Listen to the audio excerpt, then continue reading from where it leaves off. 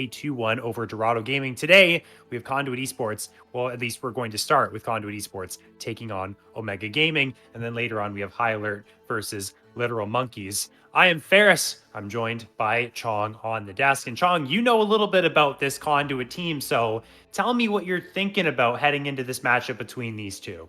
Yeah, I mean, last week we saw with this Conduit team, we had Genetics playing jungle and Glada playing AD carry, which wasn't their roles from week number one. Over the whole offseason, Glada has been working on role swapping to AD carry, and Genetics is a former jungler himself, so I expect them to keep that the same, as it seemed to work really well for them last week. Both of them having good series, able to come back in that second game against Dorado. Personally, I thought it was over.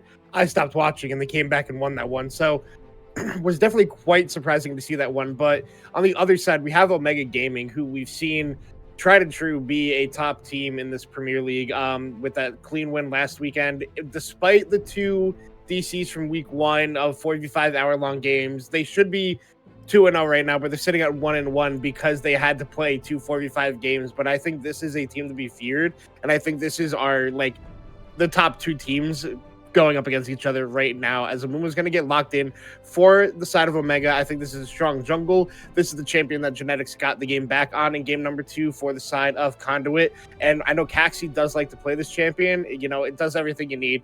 Frontline, a lot of CC, can absorb a lot of damage. It's just a really strong pick in the current meta, so I'm not surprised to see that locked away here. It's super reliable. And one of the things will be an asset that I believe to Conduit in this series is reliability in their drafts. Well, I guess you could say that for both teams. But looking back towards the bans, we see the Alawi ban from Conduit taking a step back, and we know how good Persp can be on that Alawi pick. We saw it in their previous series that we streamed last week. We've had Omega on the day 2 stream for all 3 weeks, so we're getting pretty familiar with how this team plays. So I very much like that ban from Conduit. I think they should ban that for the rest of the series. It is one of Persp's best champions. But talking about this top lane matchup in more depth, both Obi and Persp, I think, are two really strong top laners. I think Obi in previous weeks has definitely shown their strengths. So that's a matchup that I am very much excited for. As Conduit here locks in the Jarvan, locks in that Jinx. Let's see how well they can build a composition around this Jinx hyper carry, if they can make it front to back, so that the dive potential of Omega thus far isn't going to be as much of an issue for them. Yeah, I mean, like you were saying, the top lane matchup is really to look at. I think Obi, formerly CZI, everyone knows him as that, either CZI or Obi. I think he's the best top laner in the Premier League. I mean, this guy shows up and shows out on any team that he plays on. I've been able to play with him before. He's a very solid top laner, knows exactly what to be doing in his roles, and is very comfortable on the champions he picks. But I think the Larry ban, like you said, is really good to ban away from Perps. It's just one of those champions that, if you don't play against it enough, you don't really know its damage thresholds, and you disrespect it a lot. And it's also one of those champions that it feels like it doesn't have a true innate counter. It feels like sometimes you see it on 0-6 Alawi and it still one shots you late in the game, and it's like, all right, I guess that's just a fun balanced champion. But smart ban, like you mentioned. But then we also the Jinx lock in. It is the hyper carry. And then Varus is another really strong lock in right now from the side of Omega. These attack speed changes we've been seeing, Varus is lean away from that lethality build and go for more of the on hit with the, attack speed changes that increase the attack cap. So not surprised to see both of these hyper scaling 80 carries, locked in. It is a little bit harder for the Varus to be that super hard late game hyperscaling 1v9 champion as the Jinx can be, just because of the resets of the get excited and getting to stack on top of each other. So really glad to see, Conduit go for that option. And also with the side of an Ornn being locked in, Ornn might lose a little bit in the matchup against the Renekton in the early laning, but giving away those ornaments, the free upgrades, it is such a strong ability, and it's really going to help the team, give them more engage options and really help with that. But then we see the Taric banned away from Yipsy here. I do really like this ban, just because Taric really just beats any melee engage that you want to have thanks to his ultimate. So really smart from Omega to be getting that one away. And then we see Saren being banned away, target banned. No Syndra for Saren, no Talia. Not surprised to see that as a focus here. Saren is a really strong player for Omega. I think it's smart to target them. I'm a little bit, I want to say, nervous about putting, we talked about Obi being a really strong player, one of the best tops in the Premier League. Putting them on a champion like Ornn could be dangerous. You might want that player who in their previous years, especially on a champion like Jax, went so hard for Conduit and really put them on their back. This puts a lot of emphasis, again, whether it's Genetics or Glada playing AD carry for this squad.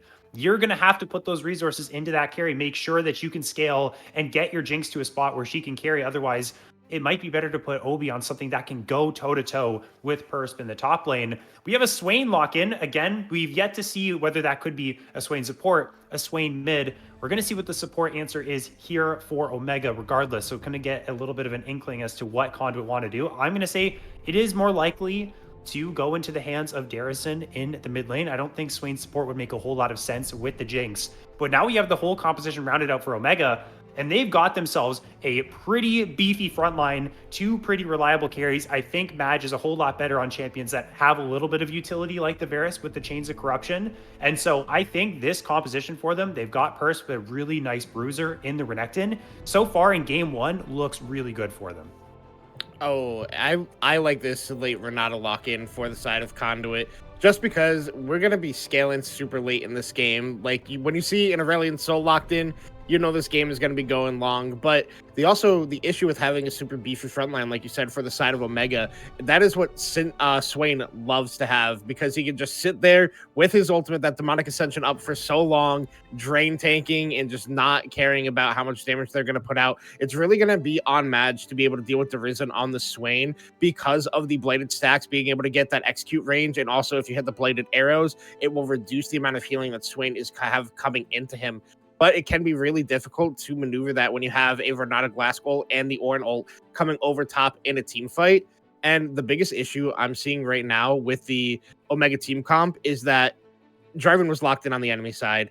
You're playing Varus. If you have no flash, you can expect to be stuck in that Cataclysm for the full 5 seconds. And it can be really difficult to play that fight out if the rest of your team isn't spacing well for you. And I mean, I believe Omega will be able to do that. We've seen how well their team fighting is because they are our perennial Sunday team. We get to cast them every week now.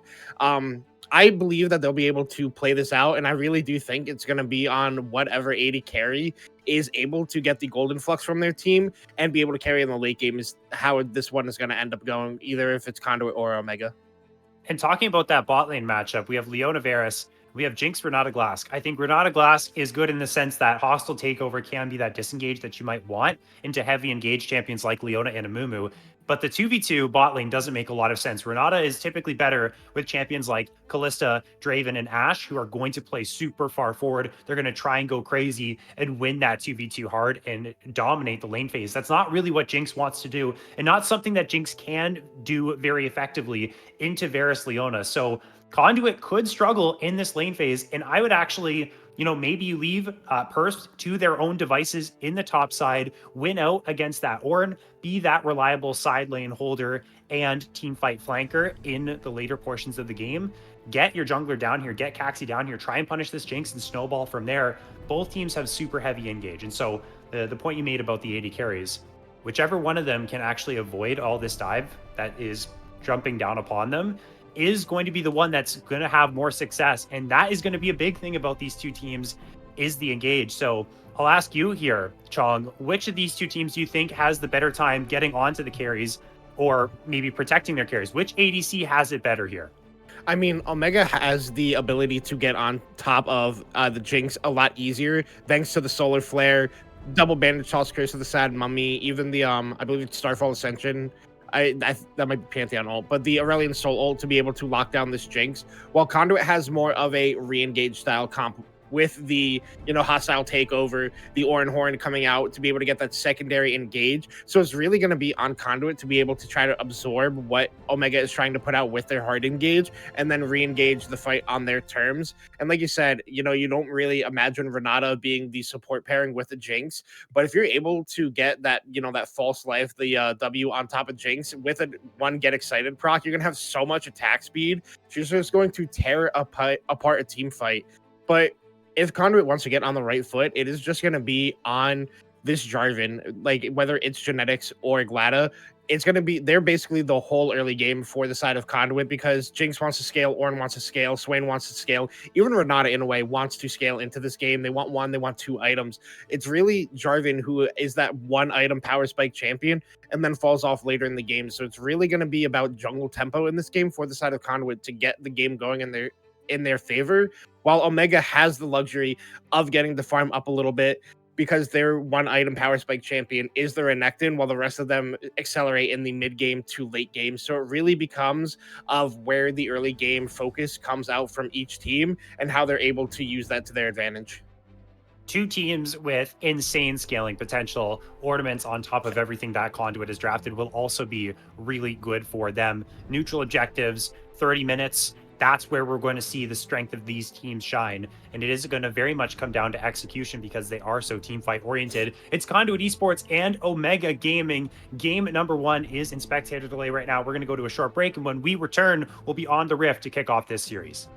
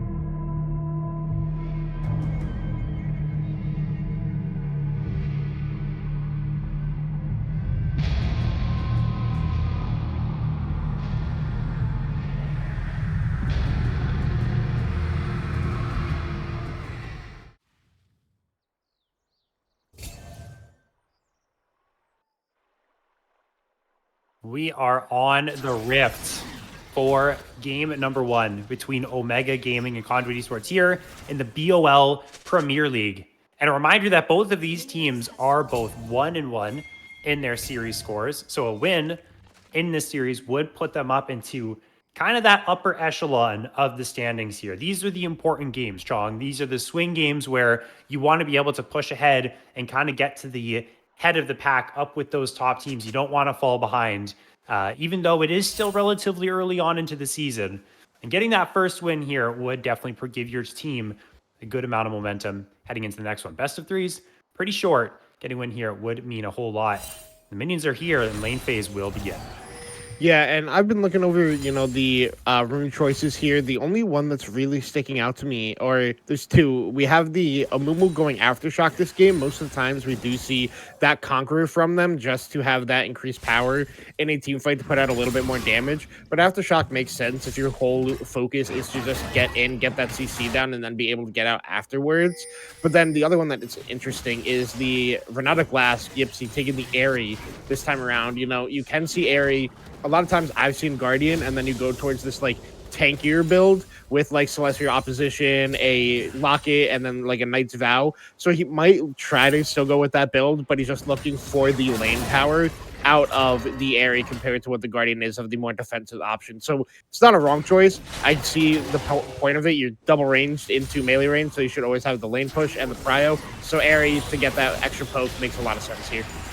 Also with the exhaust too, as we see Never Move from Darrison trading heavily onto Saren, and you don't do a lot of damage on this Asol in the early levels. I think Darrison will have control of this mid lane, but the exhaust for Yipsy as well, they're just playing to protect the Jinx. Cleanse is on Glada, and by the way, we do now know it is Genetics once again in the jungle, Glada in the bot lane. This is what they ran with in previous weeks, did Conduit. I think in week 2, this is what they ran, so this is probably what they're going to be running from this point forward. But they're just playing make sure Jinx stays alive mode. And now Caxie's in the bot lane, so is Genetics. The push has gone to Maj and Nubili for the moment, but they do have a really nice bounce here, Chong. So I think in the next coming minutes, we might see Caxie make their way over here, and they're going to try and get involved and punish the Jinx. We'll see if Genetics can maybe respond to this. Yeah, Caxie might be looking for something, but with Genetics nearby, counter gank possibility is always there.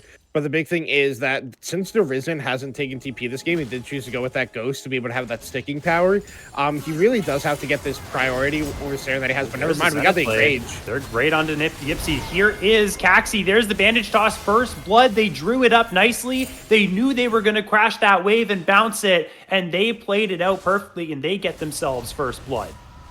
Yeah, I mean, the big thing there is that Amumu has a ever so slightly faster clear than the Jarvan just because of how well he's able to take the multi-spawn camps of Krugs, Wolves, and Raptors compared to Jarvan, which is better with the single target camps. So because of that, Caxie was able to get into a position to be able to get that gank off first. Gipsy choosing not to burn any summoners, already accepted his fate is going to go down there.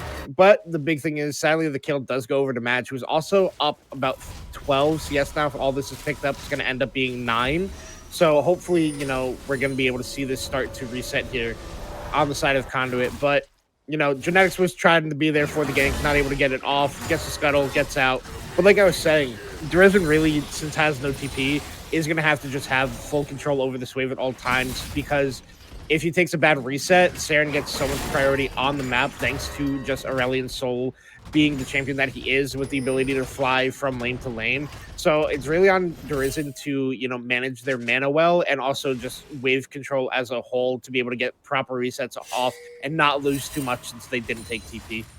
And this is exactly what you're talking about. Darrison was just channeling recall and then saw that wave was being frozen and says, oh crap, if I recall now, I'm going to lose so many minions. And falling behind to an Aurelion Sol is not what you want, because we know how strong Saren can be later on. Even the Varus too. When you have Terminus, you have Jack Show, I'm talking about these 2 carries for Omega. Not only are you a big damage threat, but you're also really difficult to take down because you have all those extra resistances coming in. So it's tough. And Darrison right now is trying to use that recall, is going to go back to the fountain, and that's the go button for Saren to shove this out.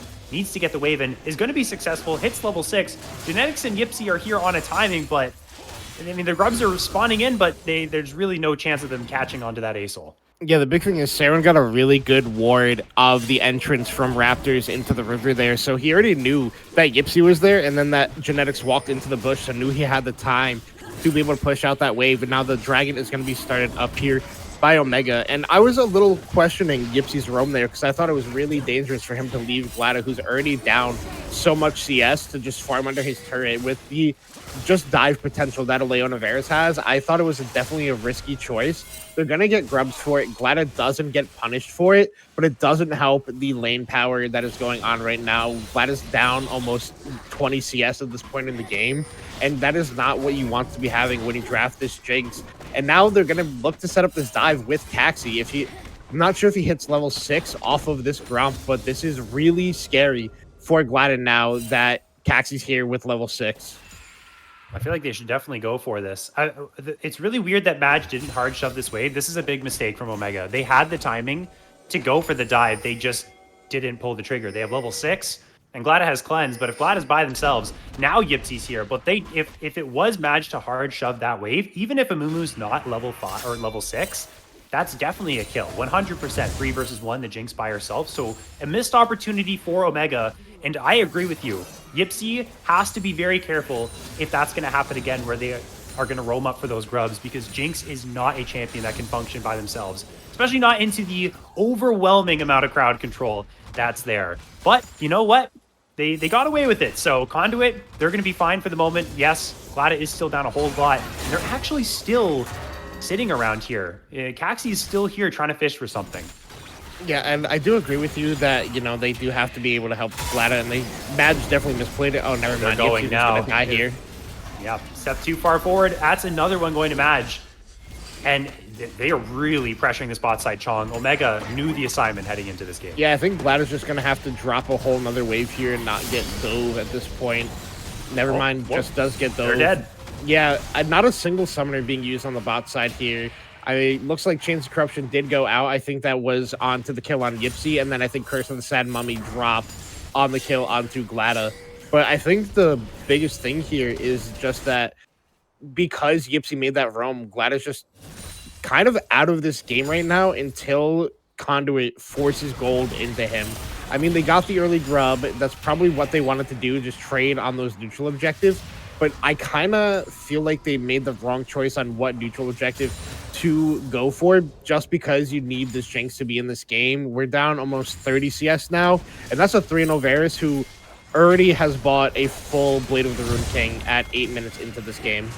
Yeah, that is absolutely frightening. Caxi's in a odd position. Darison's going to take a couple tower shots, and guess who's here? Hey, Purse from the top lane uses that Dominus to cancel the animation of the Ruthless Predator and picks up a kill. That was a freebie. Darison getting way too far forward. Another one goes into the hands of Omega. And this game is just falling right apart here, Chong. Glada is completely out of the game. It's looking really, really dire. You could say, hey, play for that later portion of the game, but when a Jinx is this far behind, you're a cannon minion. You just can't do anything. So Conduit, they're going to have to try and find a way to get back. They're going to have to somehow find a pick, get Jinx a reset in a fight. If they do go for something, maybe look for something topside, which they're doing now. First, has no Dominus, is going to get knocked up with the Searing Charge. This could be the play that brings him back. Here comes the Call of Forge God. That's going to land the knock up again. No flash on Purse, unaware of Genetics waiting in that brush, and Conduit is on the board. Yeah, but Caxi's already bot lane and getting ready to set up another dive here. And I mean, I think Derizen just got a little bit, okay, they're just not gonna, okay. I think they should be diving here, obviously. I think that's the correct play, even if Varus, like, not even Varus, even if Amumu or Leona die there, it's still a winning play for you because Glada just loses so much more CS, tempo, and gold. But now the Risen in a lot of trouble here. You're going to have to flash away. Nubili flash forward. This is... Okay, well, that was definitely overzealous from Nubili. You get the flash off of Darison. This is a tanky Swain. That Swain is not going to be one-shot by an Aurelion Soul Leona combo this early. You saw the falling star there. That is the ability that did force Darison's flash. And so no sums on the Swain. We'll see if Conduit can punish this in a little bit. Yeah, and I mean, I think the way Omega is playing this is they're playing on the safer side, right? They didn't dive bottom lane because they don't want it to go bad. And they want to be up here for these grubs. They don't want to give over 6 grubs. But now mid lane, I think they're on Saren right now. Yeah, I see Saren's health bar Oh, dropping. I see flash and gone. Yeah, All right. gone. Yeah, Pushed I too saw far on up. the mini map a driving slide across the mini map, and I was like, oh, they're ganking mid lane. So good play out of the side of Conduit to punish the overextension of Saren, even getting the flash in only exchange for your Jarvan flash and ult. You still have Renata ult. They're still going to try to contest these grubs because not even one was picked up by Caxi when he was up here. Glad it took a reset, is back bot lane, but now Obi's on to Persp again. And Persp gets out with the slice and dice. And we do see TP coming through. That is Oh, Saren no. making their way up as, yeah, New Billy caught out, trying to go for some vision. Has no teammates around. Good solar flare onto 2, but yeah, this is pretty poor coordination thus far from Omega, and Conduit are the beneficiaries of that. They're starting the grubs. This is 4 versus 3. Both AD carries are bot side, but still, Conduit, they want to play this safely. This is really ambitious from Omega. They're able to get one of the grubs, but here is Purse walked up with all that CC. The hostile takeover connects as well. They're trying to go on to Darrison. That's a huge curse to the side one. Somehow, Purse is still alive, so they can trade one back. Saren is going to get another as well. Here comes the call to forward god. It connects onto 2. Caxi drops 2 for 2 in this fight. Saren knocked up with the Searing Charge. Low on mana is Obi. It is Yipsy and the tank trying to knock down this A-Soul. Falling Star won't connect, but will be able to get over the wall and escape. Somehow, Omega pull it off in the 4 versus 3. Yeah, I mean, the big thing that happened there with Omega is that they did manage to pick up one grub there. So very good on them. But also the big thing is that the Risen never popped the his ultimate there to get that bonus health and healing, so was able to just get CC'd up by Purse and Caxi and goes down there. I mean, it was a very good refight by the side of Conduit. We saw the hostile takeover hit onto Purse and Caxi, and then I think Obi held on to the Ornn ultimate for just a little bit too long. He probably could have CC'd it better, and Drizzen maybe would have had time to pop that demonic ascension. But I think overall, Conduit has to be happy after how that early game went. Obi is very strong now on this Ornn. 202 has a bounty on himself, has that unending despair. Pre-nerfs, obviously, get nerfed next patch. But also the big thing is, like I said, in Champ Select, is that this Jarvan is 2-1-3, involved in all 5 kills for the side of Conduit. And the Risen is slowly starting to stack up in this game. He's hitting all his abilities, getting the souls, getting the bonus health. So it's looking good for the top half of the side of Conduit this game, and hopefully they're able to help Glada, kind of the protect the puppy style that the old RNG with Uzi used to do back in the day, and get Glada back in this game. Yeah, this Omega to grab these next 2 grubs. They're going to be on 5, and I guess Omega feel like, okay, they denied the 6. They're okay with giving over those grubs and securing themselves more of that dragon stacking play towards Madge, who is your strongest player on your team right now. I think there is a world where we could have seen the lane swap, put Madge and Nubly up towards the grubs, then you can get 3 for yourselves, then you can move back down towards the Drake and kind of put Conduit on their toes in terms of a macro sense. But 5 grubs to a team that isn't going to be hitting towers anytime soon with how far behind they are might not be the end of the world. But again, that could become an asset for Conduit if they do find that way to come back into the game. But Caxi's here on the bot side. They're looking for that first tower of the game. They should be able to get it. Absolutely nothing that Glada and Yipsy can do. So far, Omega still maintain pretty firm control of the macro game. Yeah, I mean, they're just playing around Madge, which is a really smart thing for them to do. And like you said, giving up the 5 grubs isn't that big of a deal. I think it'd be less of a deal next patch with the, changes to these neutral objectives coming out. But I think, you're early stacking these dragons. I don't know what soul it is because of spectator overlay issues, just a classic Riot thing. But I mean, right now you're sitting on Mountain for that power in the lane. You have the bonus movement speed from the Cloud Soul. So you got to be pretty happy if you're Omega with these early stacks on the Dragon. You stop the feat for neutral objectives going over to the side of Conduit, and you're able to pick up first tower for yourself. You already had the first 3 kills, so you're able to just get feats of strength off that bottom pressure that they had all game. And now Madge is going to be in the mid lane against the Risen, and they're going to have Glada solo side lane against Corruption connects into the Demonic Ascension. They go. That's a curse from the Sad Mummy. Here comes a hostile takeover. Into the bailout goes Darrison. That solar flare maybe was aiming for Yipsy or maybe trying to do a flash prediction there. I can kind of respect that from Nubly, but good pick in the mid lane. Now looking to knock down the tower on top of it. Not a lot of people here for Conduit to defend this. Let's see if they can complete this push. Yeah, I also think the biggest thing is that Glada is now side lane against Saren. Oh, flashing forward is Genetics, trying to take down Madge, who had to use a flash of their own. So I guess that's pretty good. Get the flash off of the strongest carry, the one with the biggest bounty for Omega. and they defend that tier 1. So solid stuff out of Conduit. Yeah, I mean, and now Genetics just has threat onto Madge whenever he can just flag, drag, Cataclysm on top of him. But like I was trying to say before, you have Glada in a side lane against Saren, and it's a long lane. It's not like his turret is there to protect him, and Saren is already on this Rylai's, so he can literally chase down this Jinx wherever she is in this lane. They need to, we see Glada running to the mid lane right now. I was going to say they need to bail him out of that side lane situation as soon as possible. They're able to do so. You do want the Risen answering Saren here, because I do think the Swain is a little, only slightly, just a bit stronger than Saren is right now. So smart now lane assignments by Conduit, but they did get a little bit punished for it on the side of Omega bursting down to Risen before he could really do anything. Even got the ultimate out, but now a free Rift Herald for the side of Conduit, which could help them break open this mid turret, because, like, you know, with how weak they are, they're going to have a hard time getting to turrets right now. So I do like them prioritizing this Rift Herald. And I don't know why Omega is letting them have that. You're so far ahead, they should not be allowed to grab a Rift Herald like this. And you should be looking for any fight opportunity that you want. It seems Conduit is very keen to go after these grubs, to go after this Herald. So as Omega, you should be looking for that as an opportunity to blow this game wide open, farther open than it already is with your 3,000 gold lead. So I'm a little puzzled as to why they prioritized the bot side of the map. They weren't really able to get anything. They looked at Darrison for a bit, but Darrison's okay in the end. We're going to see an engage. Flag and Dragon goes on to 2. That's both Caxi and the Leona, but Nubly, Solar Flare is going to land. The J4 is getting so low. There is the Sky's Descent. It connects onto 3. There is no damage on Conduit's side. Glada just can't do the damage enough to eat through that front line, and Omega, despite being engaged upon, pick up 1. Yeah, and I mean, the biggest thing there is that Saren had the bot lane push and was able to turn it into a 4v3 before the Risen can get there. And we saw, I mean, the side of Conduit did get a lot of burst damage out, but there was no sustained damage. Glada was too far to be hit. I think he got slowed by the Solar Flare, which made it really hard for him to actually walk up and position in the teamfight without threat of Madge. And now I think this mid lane turret's just going to drop here, but the Risen's going to be here to try to get something back. Connects. Nubly's in trouble. Going to try and maybe get a kill onto this Jinx.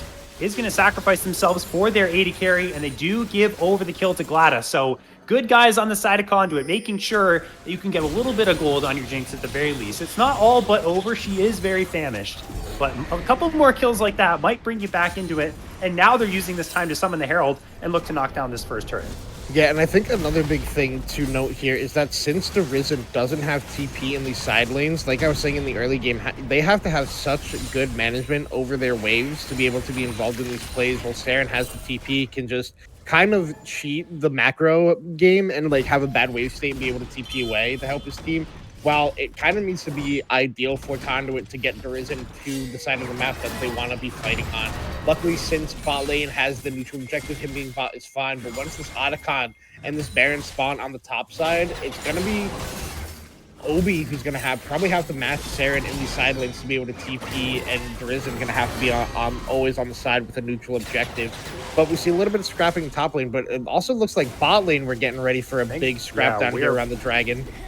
We're prepping for this. This is Soul Point for Omega. And it looks like Perst used Dominus to try and prevent Obi from joining this play, but we're going to start things off. There goes the Cataclysm. No flash available on this Varus. The Super Mega Death Rocket connects, and now Darrison gets involved with the Demonic Ascension. Glada is excited. It's only Saren that's left. This Jinx was untouched and is unloading into this Leona with the minigun. Should be able to pick up the next kill. Actually, able to get through the Hex Gate somehow is Nubly. I have zero clue how that happened, considering they were taking damage from a whole bunch of different sources, but the Never Move now connects onto Saren, uses a flash of their own to escape. But Conduit hold their ground at the Drake and find themselves their first big team fight win of the game.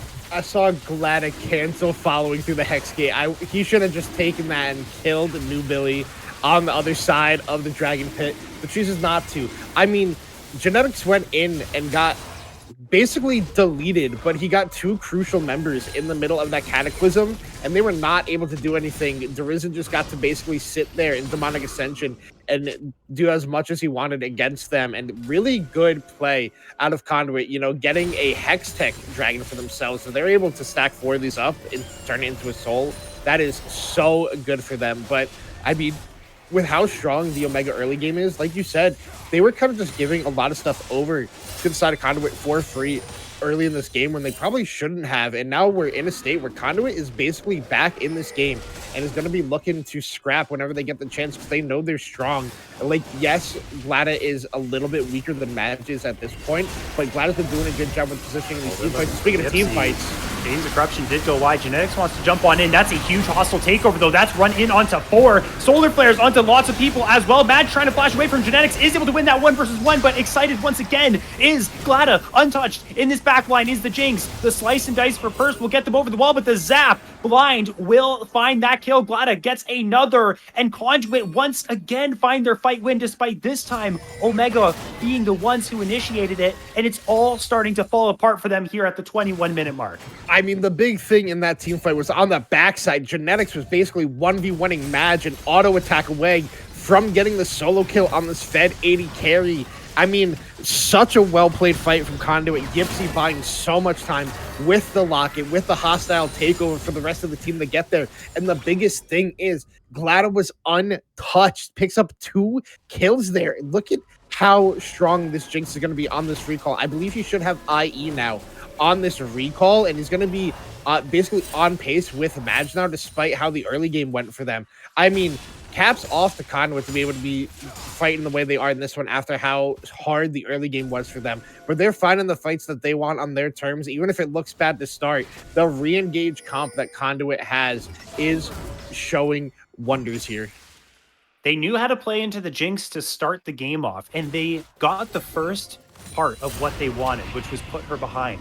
But what they haven't been able to capitalize off of, and what they may not be able to capitalize off of anymore because of those last 2 fights going the way of Conduit, is put them away when they're behind. They needed to force fights on their terms, find the engages, clear vision in the enemy jungle, so maybe they can catch a couple of people out like they might catch Yipsy right now. This is what I was talking about. This is what they should be getting. They get the support. It's a little bit of gold. There's nothing up, though, really, for them to take. I mean, there is that Otacon there, but only 1 support dead. Still so risky around this objective, which does a really good job of shredding resistances, as Genetics has found Nubili. But onto this Otacon is Omega. They feel like they have enough to start it up right now. Genetics is in the area. We'll see if they can get this. I mean, yeah, they have full vision that this Otacon is being started. There is a ward on it. They know exactly how much health on in. Here comes the Sky's Descent. It lands onto 2. Genetics is in their own Cataclysm, but the rest of Conduit are just not here. Darrison is the only one. Here's Glada all by their lonesome in the river. I feel like this could have been a big contest for Conduit if everyone was here, but good on Omega to make sure that they got it quickly, and they got out. Yeah, I mean, the big thing is Purse was just in Obi's face that whole time, so he could not TP into that play. Because I know Obi wanted to TP there to be there for his team on this contest, but just not able to do so because of how Purse played that.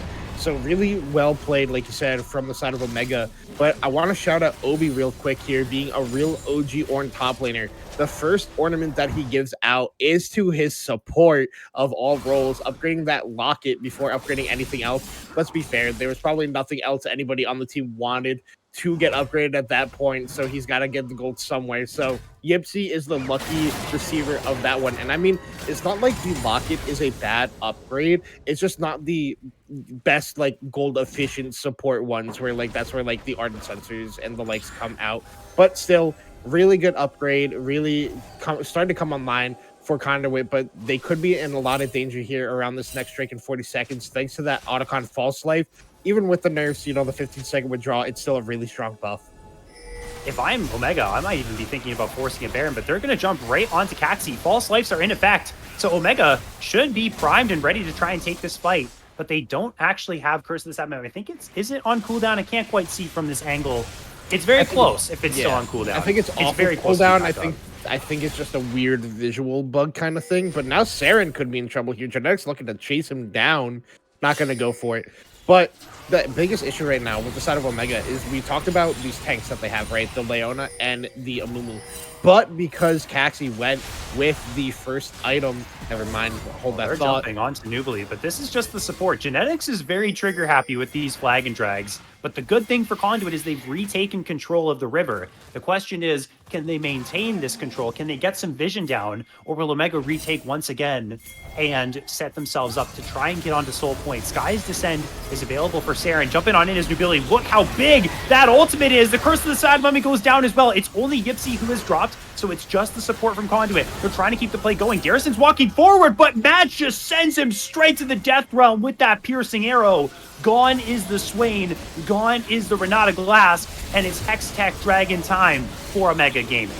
Yeah, I mean, Yipsy not able to get anything out there. Really well CC layer by the side of Omega. And then Derizen just kind of stepping forward despite being in that execute range. Had the full blight stacks on him, got sniped down by Madge. So really good awareness by Madge to know the threshold there. But now there's going to be a Baron pressure coming out here now. It's going to be really hard for Conduit to contest this one. I think Genetics is going to have to look for a steal and then potentially give over his life for this one. I mean, it's going down fast. They shouldn't flip this. Genetics can easily get in here for the steal. He went in too early, has to flash out. Now is their time to go, but here's a hostile takeover onto so many people, but the smite was too early from Genetics, and so Omega still able to grab themselves the purple worm. Everyone still alive. Not enough people here for Conduit in time to continue a fight, and Omega, after a couple hurdles in this game, Chong, they are right back in it where they started with an 8,000 gold lead. I mean, really, you know, Genetics tried his best there. He flag dragged in, saw he couldn't smite it, flashed back out knowing he had the blast cone on the backside. Was so close to stealing that one away, but just really good stop of the damage on the Baron by the side of Omega, then able to just focus the drive in and then go back into that one. I mean, it was close. Amumu, I think, picked it up with a tear crash down, not even his own smite.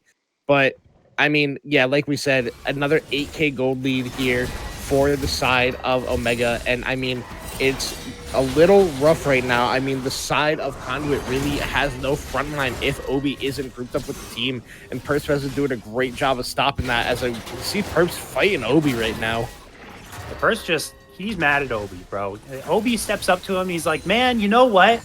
I'm tired of the disrespect. He tries to knock him down, but the Ornn is just way too tanky. That's Dominus down. I think we saw Call of the Forge God go down. These two, they just hate each other, but they're just two big meatbags that can't knock each other down. And in the meantime, Genetics is looking for this play, but the rest of Omega on the other side of the map are wrecking house in the mid lane. Genetics still wants this kill. Now he's going to be out of position because the rest of Omega is flanking this Jarvan. Can he even pick up the 1v1 kill against Perst? It doesn't even look like it. Genetics, with the big overextension, is going to fall, and Omega are going to reap the benefits.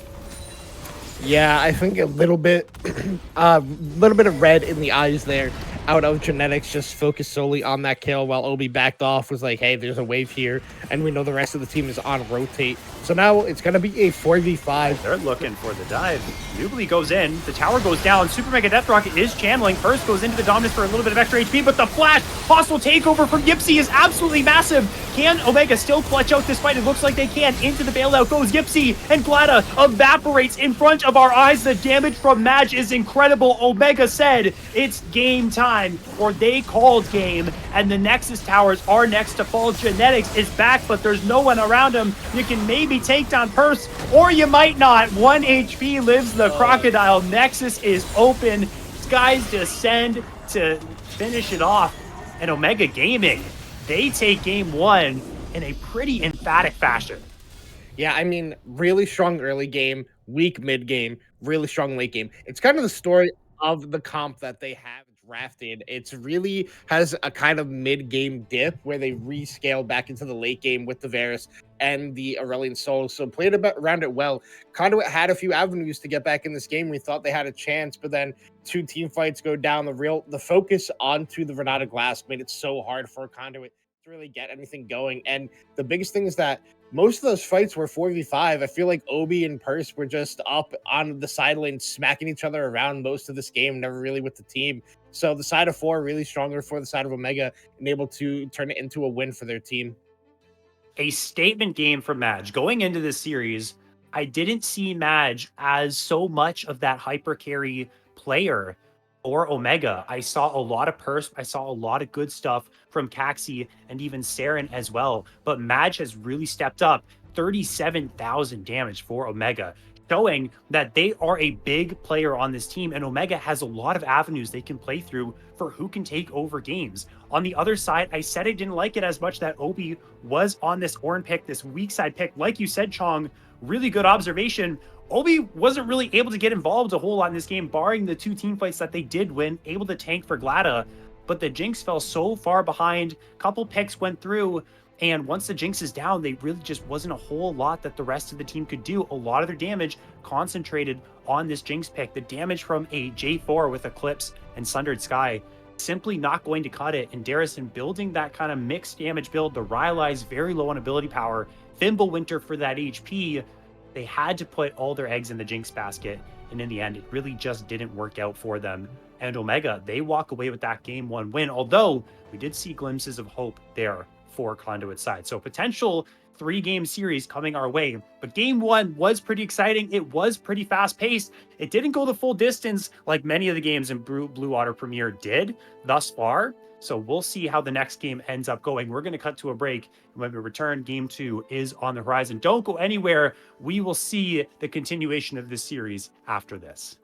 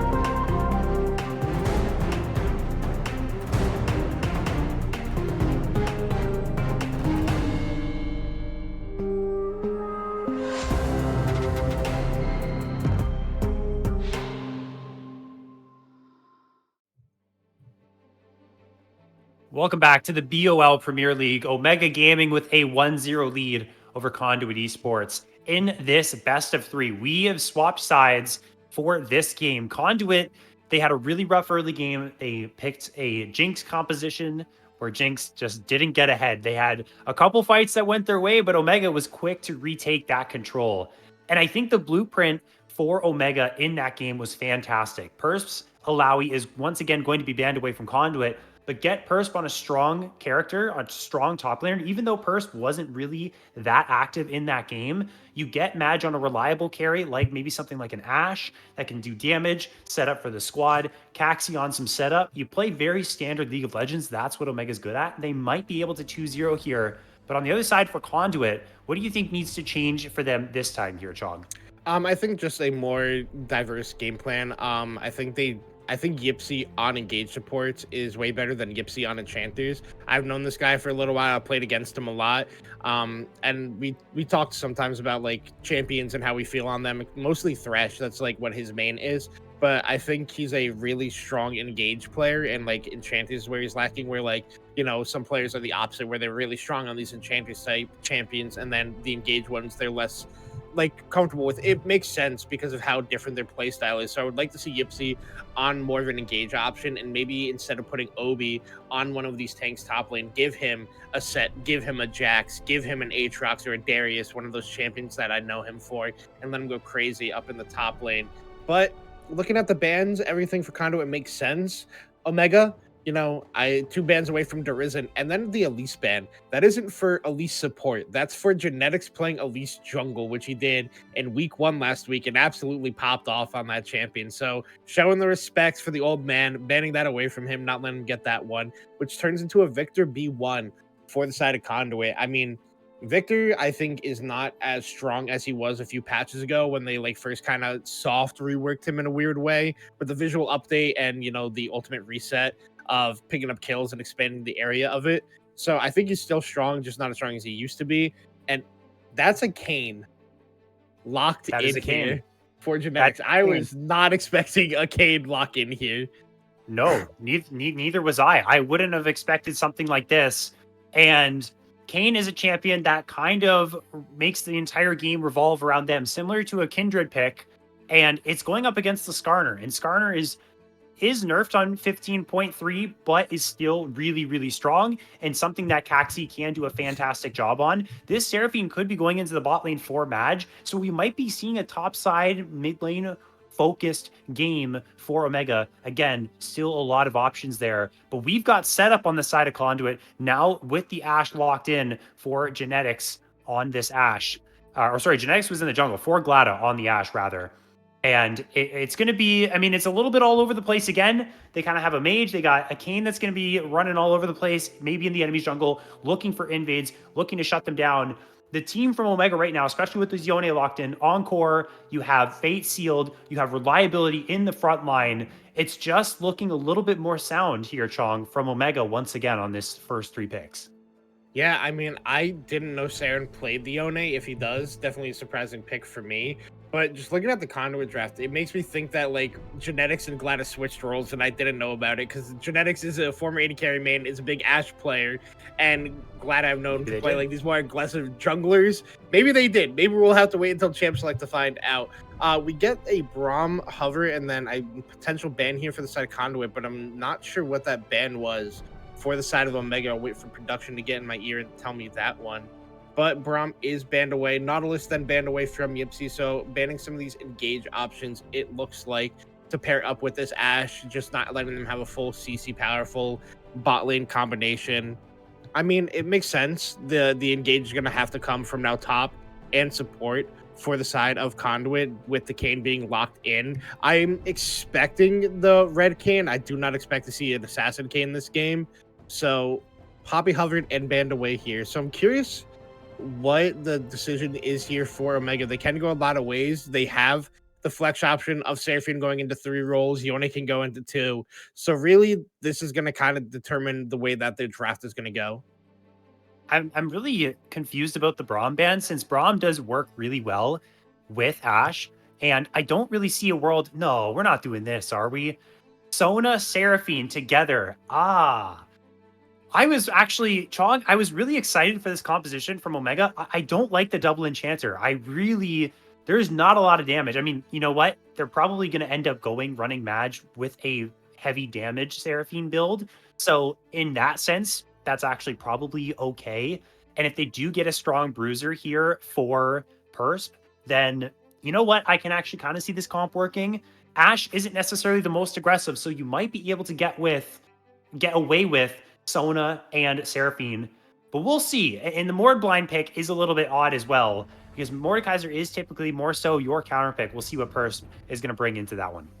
I mean, the big thing is with the bot lane that Conduit has of the Ashe and the Rel, they can get on top of this double enchanter bot lane, and they're not going to be able to get away from Ashe. And people kind of talk about how Ashe, doesn't really have damage, isn't one of these hyper carries. Her early game lane damage, if you hit a W and you're level 2 and you're able to get that Q stacked up and able to get all those auto attacks out, you actually do an insane amount of damage and you just can't run away from her. So if Conduit finds the right angle, this Omega bot lane could be struggling.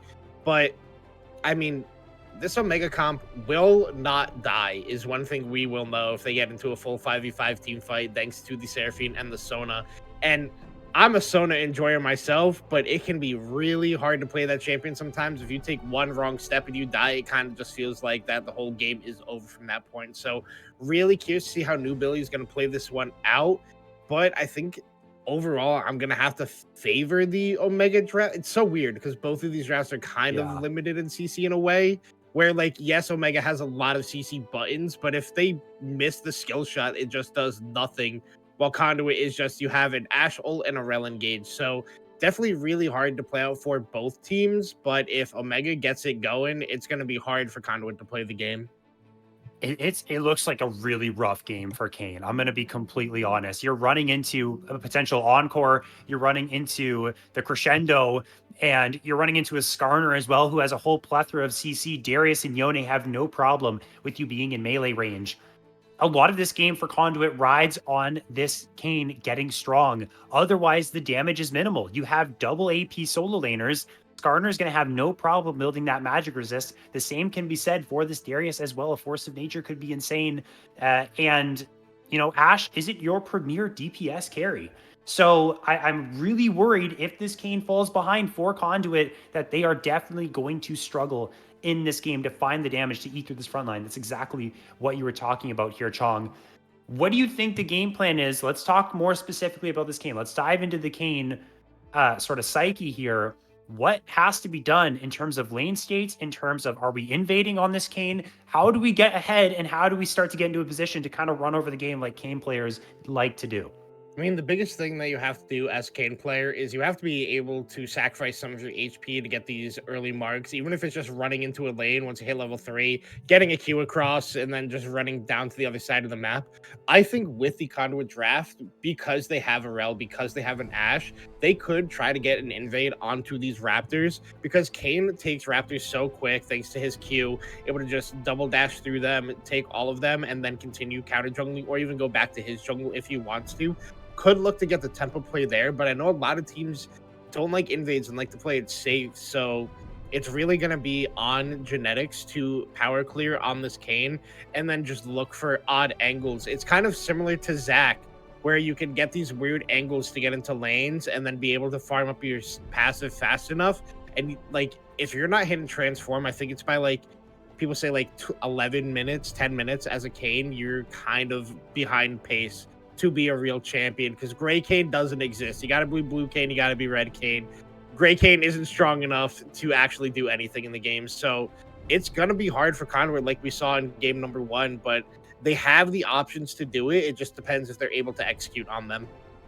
Imagine Nubly are just going to sit in this lane, permaclear waves, and scale. That is the only plan for them. Playing for this top side, playing for Purse specifically. This is such a strong player for Omega. Didn't really get that spotlight that maybe that we were expecting them to get in game 1. They were on the Renekton, one of their better champions, but it was more of a bot-focused game. This time, that's not going to be the case. Let's see what Purse can do into this matchup. I think it's pretty solid for Darius. I think Darius will have a very easy time running down this Mordekaiser, so we could see another Purse masterclass sort of in this side lane matchup, and we'll see how well Saren can do on this Yone. Again, not known for these melee champions, is more of a mage player. So this is another question mark heading into this game that we have as well. But we're going to go into a break while we wait with the spectator delay. And when we return, it's game 2 coming up between Conduit Esports and Omega Gaming. Don't go anywhere.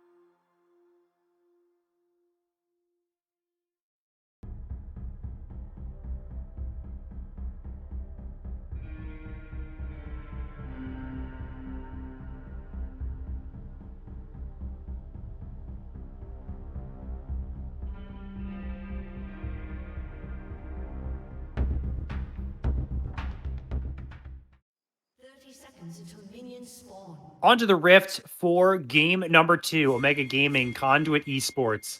We've got a Kayn. We've got a Seraphine Sona bot lane with a whole melee funneling composition that Omega have drafted. We're in for a good one. And speaking of these very unique compositions, I guess it's good to give a shout out to our sponsor in Pro Comps, a tool that can help you maybe draft just like these teams have done, or maybe avoid any type of drafts here. Is actually hold on a second with that one. Is getting maybe some stacks here is Genetics walking to the top side of the map, able to get on out. Gets a little bit of those stacks up and available for themselves as we see Saren chasing him down. Try and get away. Darison's there to keep him away. But we'll talk about pro comps here. It is our sponsor, Game Changer app for the league community. It's not just like other tools, it's your personal draft coach and perfect for both teams and solo queue players. And you can pair it with any other app that you use. With Pro Comps, you'll receive real-time drafting advice with tailored champion picks and band recommendations. It stands out with features such as the ability to generate champion pools in seconds that you can share with friends, a post-draft guide to help you attack the game, and analysis that can even create personalized tier lists. You can think of it like having your own virtual draft coach. I really like the band tool or the recommendations of bands because a lot of times in solo queue, I don't really know what to ban. The app already has over 280,000 downloads, thousands of daily users like you. ProComps is user-friendly, totally free, and you should give it a go. So check out ProComps if you want your drafting to go ahead and improve. And with that, we've started this game in Chong. We saw a little bit of stacks that Genetics was able to get towards their form. Yeah, I mean, that's the most important thing here as the Kayn, to get these early stacks and be able to get that transform as soon as possible. Other things to look at, we have the common grasp here on Caxi, going to go into the Heartsteel first item, I assume. Yipsy took Airy on the Rel this game. That is the current build right now. It is Airy Rel. It's her #1 build right now. It seems weird, but it works. It gives you a little bit more laning pressure, and you already provide a shield with your E on that speed up. So it's actually very good. I'm just really curious, like where we said, is tracking Genetics on this Kayn and how they're able to get stacks as fast as possible. Because if you're not getting a transformation, you are not a champion in this game. And I said I want to see the red Kayn build. I can see a world this game where you do go blue Kayn and just absolutely assassinate Nubilian Madge and ruin the team fight combo that Omega has, but I don't think they're going to go that build. I think they're going to go the safe route, go with the classic red Kayn, the bruiser, and look to be effective in a team fight like that and have the extra bit of CC and survivability that you get out of that form specifically. I could honestly see an easier time with blue Kayn, just because red Kayn, you're kind of, unless you do find a flank, as well. You could find a flank on both forms, but the red one, especially if you're playing as more of a frontline target, is going to be a really difficult there. And glad it takes a big chunk in that bot side. That's the really annoying thing about Seraphine, maybe not so much Sona, but Seraphine in general, Seraphine bot. If you step too close, you get hit with a couple beat drops and a couple note drops as well, and you're half HP, so it can get pretty dangerous. His burst has been pulled in, but Caxi's here to protect their top laner. He did pop the ghost, but good positioning from the Omega jungler to make sure that Darius is safe, pushed on up, isn't going to get punished, and Genetics has to walk away without any type of kills.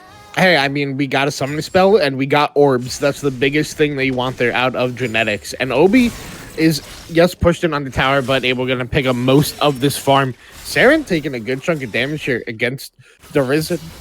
Excuse me, sorry about that. But Darius actually playing this lane really well of the range into melee. Even went with the first strike to get that bonus goal, just landing those empowered Qs. And a lot of things people don't do with Victor, which I think Darius has been doing a good job in this game so far, is how... Oh, wait, never mind. Hold on. Aaron could be in trouble. That's a late flash. Genetics should be able to get this one off, and, you know, using the Mortal Steel on those minions slowed them down so that Genetics could get in range for that auto attack. But this is the start that you needed on the Kayn. 1-0 for Genetics to kick us off. Yeah, I mean, really well played by Genetics. They're also Derisen, literally baiting in Saren there, trying to get the recall. But, you know, I do see a few people talking about it in Twitch chat. Look, I looked up everything. I looked on the analytics. It is Airy Rel. It's her highest win rate and her most common build. So it definitely seems a little bit weird. I'm going to do more research into it later, but I'm just going to trust what the pros are doing and the high-ranked players, as I am not one of them. But I mean, big thing is Genetics got that huge first blood for himself, got even more orbs, so we're stacking up early in this game. Obi having a good time up here in this top lane is basically even on CS, was able to pick up a good chunk of that under his turret. An assist here for Derizen. He's down 10 CS just because his recall did get delayed. Saren was able to quote unquote recall first, as he did get that first blood death, so able to TP out first and get the push in. So should even out in that mid lane soon. And Glad having a much better time in this bottom lane in game number 2 than he was having in game number 1. Oh, we just saw a solo kill topside. The first thing I was going to say was the fact that Obi was having a good time up there, finding some pretty favorable trades against Persp, who I was praising in Champion Select, but it looks like Obi has this lane under control. Maybe knew a Darius pick would come through, and that when they blinded Mordekaiser, they were laying that trap. But nonetheless, they get that solo kill there, and the Mordekaiser has a nice start to the game. The Kayn has a nice start to this game. And Conduit, so far, they got Grubs on top of it. They're kind of getting everything they need in their recipe for success right now. Yeah, I mean, really well played by Obi. I'm not sure what the exact situation was up there for him to be able to get that solo kill, pop the... And Glad goes down in the bot lane. What happened down there? I feel like Sona's Seraphine should never be getting a 2v2 kill, so I'm curious what ended up transpiring down there for that one to be a thing. But I mean, Obi was able to use his flash to pick up that kill onto Persp in the top lane, saving the Death Realm. And then I'm not really sure how this ended up happening in the bot lane. It's not something I expected to see come out of this bot lane. Just a straight up 2v2 kill for the side of Omega. So definitely interesting.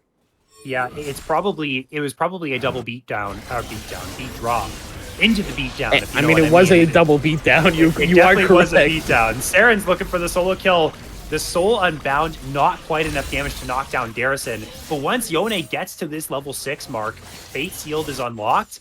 It gets much easier for Yone to play these melee into ranged compositions. Very much similar to other melee matchups, like the Akali and the Silence. And all of a sudden, Genetics is down as well. Caxi was here at the right time saying, no, you won't get my mid laner this time. All of a sudden, we blink Chong, and we're back to... What in the world was that? Whoa! Okay, Saren is getting real spicy in this one. I was going to say we're back to 2-2. No, we got more coming our way. 3-2 at the 8-minute mark. I don't know what Saren was thinking there. I don't think he ever kills Derizen in that situation. Derizen literally just walked. Like, he didn't do anything fancy. He didn't have flash. He didn't do anything. He just hit a Q and simply walked away and let the tower do his dirty work for him. So, I mean, that's feats of strength. Not feats of strength. Feats of warfare there picked up for the side of Conduit because they're able to get the 3 kills. So now we're going to have a fight on this dragon. Yipsy's on a flank here.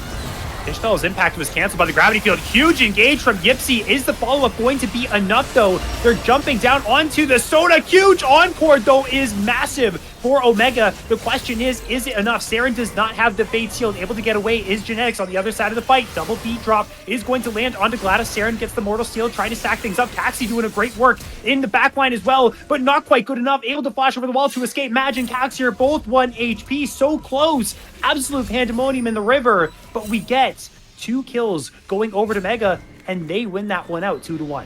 Yeah, I think that would have been a lot more favorable for the side of Conduit if Glada was focusing the low health targets and not trying to chase down the kill onto Saren and Madge and just hit who was in front of him.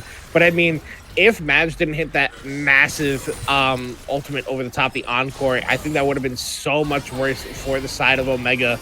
But Yipsy in a little bit of trouble here. Never mind. I mean, they don't do damage to him. So Derizen able to pick up the wave. He's going to get the reset here. And Derizen and Genetics are actually the biggest benefactors of that team fight because they both have those stacking passes to get transforms in their own way. So able to stack those up faster. And we're starting to get online for the side of Conduit. We thought it was going to be a little bit hard for them to play out this team comp, but they're doing a decent job at it so far, getting the fights in the angles that they want. I mean, I think you've got to be happy on the side of Conduit right now, considering that you may have thought this early game was going to be a lot harder for you guys. It was really good conditions for Conduit in that river fight. They had 3 people locked in the Magnet Storm from Yipsy, and then you put the Arcane Storm on top of that. You get 2 storms for the price of 1. And it gets really good for you, especially now that Darizen is on that one item, is getting pretty strong. It's more of the burst Victor build instead of the Blackfire Torch into the Leandri's Torment. That Ishtal's Impact's going to go wide. That actually might have been a kill since Darizen did not have Flash. The Fate Sealed was primed and ready to go for Saren, so maybe a little bit of a butterfly effect there with Caxi missing out on that one. Could have seen a kill. Not going to be the case. The Drake is being started. It's being coveted by both of these teams, but neither of them have been able to find the time to lock this one down because everyone is hovering around in that same area.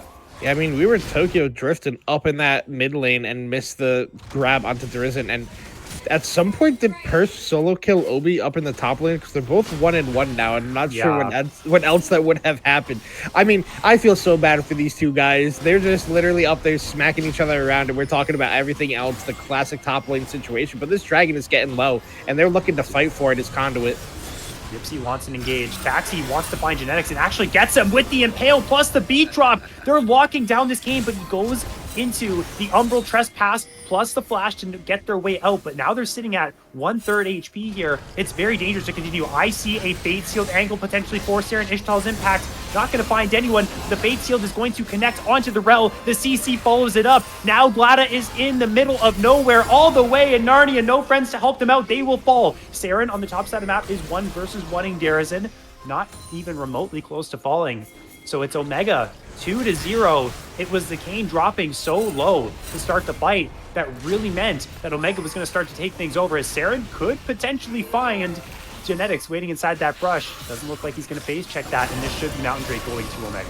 Yeah, Genetics tried to get out there with the blast cone, but because Caxi was in the wall, was able to grab him when he tried to jump over and slammed him into the wall, which led to that whole CC combo on top of him, and had to burn his own ultimate and flash to be able to live there. But then there's just no re-engage options left. There's no play left for that after Conduit, and they tried to sit there to help out their jungler, but instead it ends up costing Glada and Yipsy their life. Instead of just leaving, they were just waiting and hoping something could happen when it just was not going to work out at that point. But now Obi is going to put the works here to Purse. Oh, gonna miss out on the healing there. This is just gonna be a solo kill. Purse has been eviscerated in this 1 versus 1. And now Caxi, kind of in no man's land, is gonna get their Scuttle Crab smited away. If they got pulled in, they may have dropped here. Genetics wants to continue this, has transformed into the Red Cane, so we do know which form that we have. Again, that W ability has that knockup, as Nubili could be in some trouble. Flashing forward is Obi. The flash away to follow that from Nubili. They're getting aggressive here, is Conduit. Now that they got the form, though, Chong, this is the way they want to play. Yeah, and I mean, this is a good transformation pace here from the side of Genetics. Was able to get a lot of orbs early. There's also going to be 6 grubs going over to the side of Conduit here. So that's a really good thing for them, because Obi has been winning this side lane, and because Darizen has that range or melee advantage in the mid lane. So they're going to be able to actually put some damage onto turrets this game. So you got to be happy with that one, especially stacking up. Ooh, so close to hitting that Shattering Strike there. But we're definitely stacking up here and getting everything that we want on the side of Conduit. They're 1 neutral objective away here from the feats of strength now, so definitely going much better than it was in the first game. They're not down a lot of gold at this point. They're dead even with them only down that 1 kill, so I'm really curious to see how Genetics, specifically on this Red Cane, and the rest of Conduit are going to be playing around it. Obi is definitely very far ahead in the top lane. So a lot of the reason why this gold is even is because Obi is ahead. And I want to see if this Mordekaiser can get involved in some of these fights and really help propel Conduit to some team fight wins. Because again, if it is just going to be Purse holding Obi in this 1 versus 1, then I do believe the 4 versus 4 is going to work out a whole lot better for Omega. They have that kill on the Skarner. Maj is incredibly strong on this Seraphine. There are so many big team fight ultimates for them to use. So Obi needs to be a big player here for Conduit going forward. And we have to talk about how well Maj has been playing as well on this Seraphine. And Caxi and Nubli sitting inside of these brushes, looking to try and make another play around him, trying to get something to happen down there, so maybe they can get that first turret and get that next feat of warfare. Yeah, I mean, we saw a very similar play like this in game number 1, and now Yipsy's just going to go down. He's got too much CC on his head. The Impale comes through, the Crescendo plus the Encore, but Glada has Cleanse. That will mean the Ashe will be okay. Genetics is here, but Genetics is here too late. This dive probably shouldn't come through. They don't have any of their ultimates. They're just going to hit the tower and try and knock it down. Look at those beat drops there from Madge. Those are perfect, doing so much damage, making it so difficult for them to do anything. Are you serious? Genetics just drops. They're trying to hold on to this tower, but they just can't. The pressure from this Seraphine is just too immense. Yeah, I mean, I think they should just have given up that turret because you're ahead on neutral objectives. You got the first 3 kills of the game. Like, they're not getting feats of strength off this tower. You don't have to sacrifice all of your life to be able to pick that one up. And now Saren is in a lot of trouble. Well, flash follow from Yipsy. Now the Ignite goes down. There's the Arcane Storm. Unfortunately, it goes to the Rel, but I don't know what that Fade Sealed was, considering the Soul was still unbound, was going to pop back to the same spot anyways. We've seen some sus plays from Saren, haven't we, this time around?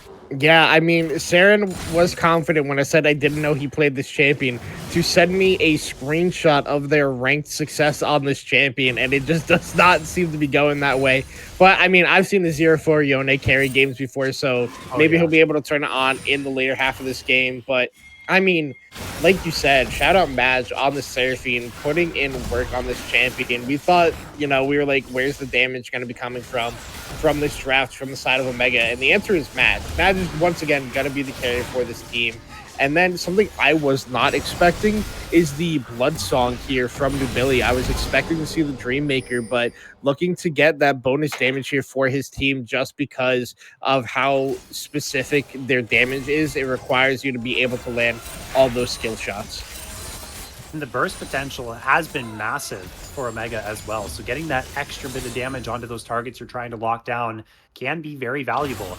4-0 on this Seraphine for Madge. Now they've migrated up towards the mid lane, so they're going to be constantly pushing in waves, constantly applying pressure on that mid tower. And there is some catch potential, though, for Conduit to work with. They have the Enchanted Crystal Arrow to throw out at a target who's sitting inside of the mid lane. Right now, they're taking control. There is the neutral objective here to play for this next trade coming up. So getting this priority for both teams is going to be super important. Yeah, I mean, I would really like to see Glada just throw the Enchanted Crystal Arrow out on a target who's overstepping, and then the rest of Conduit just look for damage. But big thing is, Obi is down here while Persp is just pushing in this top lane by himself. I believe he's going to be able to pick up this tower and put some more gold on the map here for his team. And, I mean, willing to sacrifice an outer tier 1 for a dragon to start getting that stacking in your favor, I think is something that Conduit is okay with, because it looks like they're going to be picking up the bottom lane tower here. So overall, I think they're okay with this play. I would just like to see them be a little bit more aggressive with these Ashe ultimates and try to just burst somebody out with the comp that they have drafted. Yeah, there hasn't been a whole lot of picks that have been attempted. I don't even know if there's been even one as, okay, we're getting the crash to connect here, but that's a Fate Sealed. That's going to lock down onto Genetics. Garrison in a bit of trouble as well. Genetics is in the middle of a whole lot of people, and somehow Saren almost knocked down Garrison in that one soul unbound. Here is all that crowd control just piling on top of the Kayn. It's what we were worried about in the draft with the absolute onslaught of crowd control that Omega has at their disposal. You just can't operate as a Kayn in front of so many people. I mean, Caxi literally flashed over the wall and said, "Get over here, Scorpion style." Oh, Madge flashed. We got an encore and a beat drop. You're going nowhere, Glada the Cleanse. Take a look. Just about to come off a cooldown. So tragic. And another one goes Omega's way. I mean, they burned the flash off Caxi looking for that Extol impact. Had the flash away from that. So Madge knows his target is basically sitting duck. Flashes forward with the encore and able to hit it over top of him, and then that just spells the end of Glada's life, as Purse was there, already ghosted forward, also burned the flash himself. I mean, that just started with them trying to get greedy for that second crash. They used all the ultimates out of the almost all the ultimates out of the side of Omega, except for the crucial one, which was Madge, to be able to pick that one up. But they're not giving up this mid lane turret yet because the Risen is still here. Yipsy is able to get the respawn and help his mid laner out, and they could look to pressure their own mid lane tower take here, as Genetics is looking to invade on these rafters. It's definitely risky. He got the smite. He stole it away, so success for Genetics there, as the Risen is going to get the push here. And it looks like they're putting 5 people mid. They're going to look to break this turret here. It's really dangerous for Omega. They don't have any ultimates. They need, well, they actually somehow they were able to clear the wave, but this tower is still going to go down. I thought Nubili was going to get caught out there, and maybe Caxi was going in with the Ishtal's impact, but really smartly disengages. They did not have the firepower there to fight that 4 versus 3 and without their ultimates. That's the one thing about the Omega composition, is you very much rely on your ultimates to find fight success. And if you're caught without them, then that's where some pretty big problems can arise. We're seeing a teleport from Saren going to catch this bot side wave. Persp is grouped up with the team as well, although there really isn't a whole lot of things to fight for. Glada, you got to be careful, my friend. You're stepping really far up. Wow, okay. That Impale just goes wide. The Enchanted Crystal Arrow is going to stop the Ishtal's impact. Still going to get hit with a beat drop. Glada absorbed a whole lot of pressure there, but that was really close. Yeah, that was really close to being the death of Glada. I thought he had overstepped there. I was a little bit worried there. But able to get away from that one, burns a Skarner ultimate, and now the Risen is here to try to clear this wind wave, but it could be really risky because if this goes down, never mind, Gypsy's starting it. Huge crash down Megastorm, but no follow-up for the moment, but a huge 3-person pull from Obi. Now Nubili is singled out, and Madge is very low as well. This is the fight that Conduit needed. They found the re-engage that they wanted. Gypsy on this Rel was massive. They get 2, and now they continue to march down the mid lane. Wow, wow, wow. What an engage there out of Yipsy. All the haters in the chat talking about this airy Rel, but it seems to be working here for Yipsy. And I mean, able to get that insane engage on the tier 1 turret while they look to get that push. And then the biggest thing is the Risen was just getting so much free damage, and Genetics and Obi also just able to do what they wanted against the rest of the team. Obi with a huge pullback, and Genetics was just in the back line in the ultimate, able to cause so much havoc. Madge having to run away there, really not able to stay synced up with this team to use the power of the Sarasota Fiend. So really smart by Conduit there. Yes, their tower did go down, but they're able to pick up 2 in retaliation. They picked up 3 kills, I believe it was, and then now they're going to reset and look to get on the map to contest this dragon. I'm sorry, Chong, did you say the Sarasota Fiend? Yeah, that's exactly what I said. 100% what I said. I love when we switch things up like that. It's so weird how sometimes our brain does that. Sarah Sonafine, quote it from Chong, but a huge fight for Conduit is going to bring them back in this game. They cracked a whole tier 3 tower, but Omega is not really relenting right now. They're actually looking for this. That Fate Seal just went wide. Glada able to sidestep that. That was super clean. And that's a big ultimate down with this Drake coming up right now. Yeah, I mean, that is actually huge. They still have to be worried because every other ultimate is up for the side of Omega. They're going to have mid lane prio here. It's going to take a second for them to recontest on it as the Risen was catching bot wave, getting that pushing out, walking back to group up with his team right now.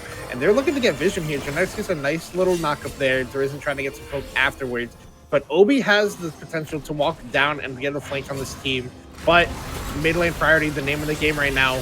Oh, Genetics finds a big knockup, but he's getting locked up, able to get into the Umbral Trespass just in time. That's a massive impale. The Arcane Storm is brewing in the middle of everyone. That's a massive encore, and the Kane is down 5 versus 4 now in this fight. Obi is tanking up for the entire team, doing so much damage, but there's the Noxian Guillotine from Persp. That's going to cut the Mordekaiser down to size. 3 people dead from Conduit's side, and Omega runs straight to the Drake.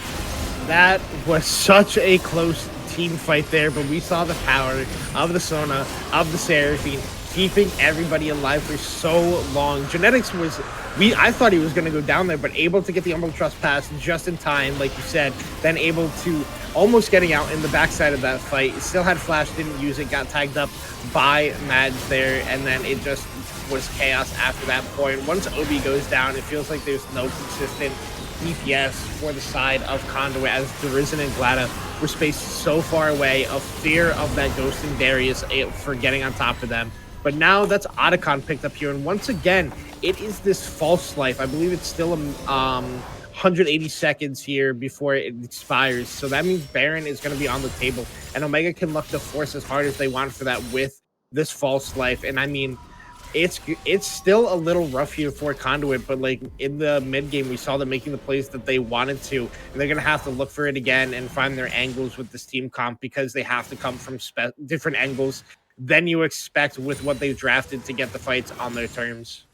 A lot of very successful fights for Conduit have come off the back of Yipsy finding a massive engage. That time around, Genetics, I don't even know what was really happening towards that bottom half of that brush, but Genetics might have got caught wall riding and accidentally dropped on the side where everyone from Omega was. That wasn't the engage that they wanted. Here is pretty good chunk they might be able to get onto Caxi, but this is kind of the point in the game, Chong, where this healing from the Sona starts to really rack up. And Garrison, who can apply a lot of poke with the lasers and the Q ability, that's going to be mitigated by a couple of heals from Sona and the shielding from Seraphine as well. They have to be so careful. Glada forced to use the cleanse. The Fate Seal once again is going to go wide. Garrison this time has those happy feet, but there is Purse with the flash. And now 5 versus 4 on the map. The siege will continue. There's only 1 minion alive, but the tower dive is going to begin. The tower is going to be hitting on a whole lot of people. That's a Arcane Storm, Unroll Trespass as well from Genetics. They do have the full slice, but I think this fight is going to go all the way of Conduit. Too far forward. Has Omega gone. Obi has Madge inside of the Death Realm. You have the false life. I don't think that flash was worth it. Only 600 gold so far for Omega side. Make that 800, maybe make that the entire 1K down. And a extreme overextension from Omega is gonna cost them. I mean, I think Glada baited all of Omega by dodging all of their abilities after having to cleanse and flash, let's be clear. And I'm pretty sure by the Wolf Pit, he started emoting at them, and then they just full sent it, able to pick up the kill onto Glada only, but all of False Life now goes away from the side of it. The biggest thing is that Victor ult doesn't reset with the False Life, so it stays the same side, that size the whole time, but it didn't matter. The amount of just consistent damage that came out. It's not going to be a Baron force here out of the side of Omega. Could be a little bit risky. Yipsy could be in some trouble here. Going to get a word down, see everybody's there, back away. But I mean, Conduit couldn't have been happier with how that went. Only losing Glada, but able to get every single false life off of the members of Omega. Darazin is, in my opinion, the target that's much more valuable for Omega to get than Glada. At this point, Glada is still 1.5 items at 27 minutes. This Ashe does 0 damage. I'm actually crying for Glada right now with how behind they are on a pick like Ashe, which doesn't do a whole lot of damage to begin with. Darrison, on the other hand, is approaching 3 items, did dip into that Oblivion Orb for the healing reduction, so the 3rd item will be delayed. They also purchased the upgraded boots for the feats of strength, but this is the player that's really doing it all here as Nubly uses the crescendo onto Glada, but Genetics is in the back line, and Yipsy's found an engage as well. The Encore is decent, but not as good as maybe the side of Omega has wanted, but pay attention to Purse. He's found himself in the back line, maybe able to take down Glada, but he's put into the death throw by Obi, who's able to provide the peel. The Mordekaiser is saving the back line of Conduit. Now the re-engage comes through. It's going to be Saren to jump on in, but Obi is just so tanky. They don't have the damage to knock him down. Caxi is slowed up. Caxi has to flash. They're taking the Mord very low, and somehow Genetics has made their way towards Nubilly, but they're able to find the peel, and Genetics will drop. It's so close. Now Garrison's caught out. Garrison's too far forward. Yipsy is gone as well. Somehow Omega's been able to turn around this fight. Obi is the only one left. What are we witnessing right now in the mid lane? Obi was trying to recall and TP back in to help his team, but they went for the play to continue. Genetics, I think, was a little bit too aggressive there, saw blood in the water, thought he could get the assassination, but was immediately CC'd up. And that's just now going to be Baron over to the side of Omega. They take this not fast at all, but they take it healthily. They take like no damage from this thing. I mean, Obi was able to get the ultimate onto Purse to save Glada, who had to then channel his recall and go back to base, but then they had the options. They were peeling Obi so well was the side of Omega, keeping him away from the backline so he couldn't slow them up with the Rylai's and were able to get out. And then just the tail end of that fight, the members of Conduit just get a little bit too aggressive, and it ends up biting them in the bud there. And it just, what looked so good turned so south so quickly. And Nubly is a hero on this Sona, absorbing pressure, all those heals. You have to credit Madge as well with the shielding. But this sustain from Omega's team has been the bane for Conduit. They just don't have the consistent re-engage to follow up a play. They just get out-sustained. Now we're looking towards this Ocean Drake. It's going to be secured by Purse of all people. Now it's Conduit that's backing up, but Caxi wants to fight, and they have found Darrison, but the Encore goes wide. It's not going to matter in the end because the Victor is going to drop. The strongest member of Conduit is down. The rest have been able to escape, but the question is, what can Omega get now with this time where they have the man advantage? I mean, this is so rough because it was looking so good for Conduit, but now it's looking so rough. Derision with no flash, a little bit too far forward, trying to steal the dragon and gets punished for it. Now Obi's going to be in a lot of trouble here. Obi has to go into the death realm. Yipsy is on a flank, a potential miracle flank, has found so many people, but there's just no one there to follow it up. They're able to get one. That is going to be Madge who's going down. Saren, though, is still so healthy. The rest of Conduit ceases to exist. Genetics is not long for this world either. Umbral Trespass will only delay the inevitable, but is able to get a good chunk of damage, but the Sona sustain is just too much. Omega have drafted the Mega Comp for game number 2. Let's see if Garrison can hold on to the base. Yeah, and I mean, it's just once again, one small overstep for Conduit is what ends up costing them that game. It could have been the fight that led to the Baron out of the side of the 4 members from Conduit. It could have been the pick on Derision by the Dragon, overstepping, trying to steal it, but it doesn't matter. Overall, Omega played the last 2 team fights better with the comp that they have drafted, and yes, we get the shutdown there at the end from Derision, but the more important thing is the 50 gold going into Omega pockets for taking down that Nexus. Yep, that 50 gold, it's always so OP. You know, an interesting stat is whichever team usually gets that Nexus 50 gold also wins the game. I actually think it's as big as 100% of teams I think win you're right the game there with that 50 gold bonus, which is an incredible stat. And once again, Omega is the team that follows through with that. Look at the damage from Derision, 36,000 on the Victor, was doing so well, but not able to really put the team over the goal line. A big hindrance was the fact that this bot lane fell so far behind. Madge is a really good Seraphine player, and they were not only able to, we were saying, had to kind of stifle that lane and keep it even, but they were able to get very far ahead, and you can see with the very limited damage that Glada was able to do, absolutely impoverished on this Ashe, wasn't able to really pull the weight for the squad, and there was moments for Conduit, but it was just too much from Omega's fighting.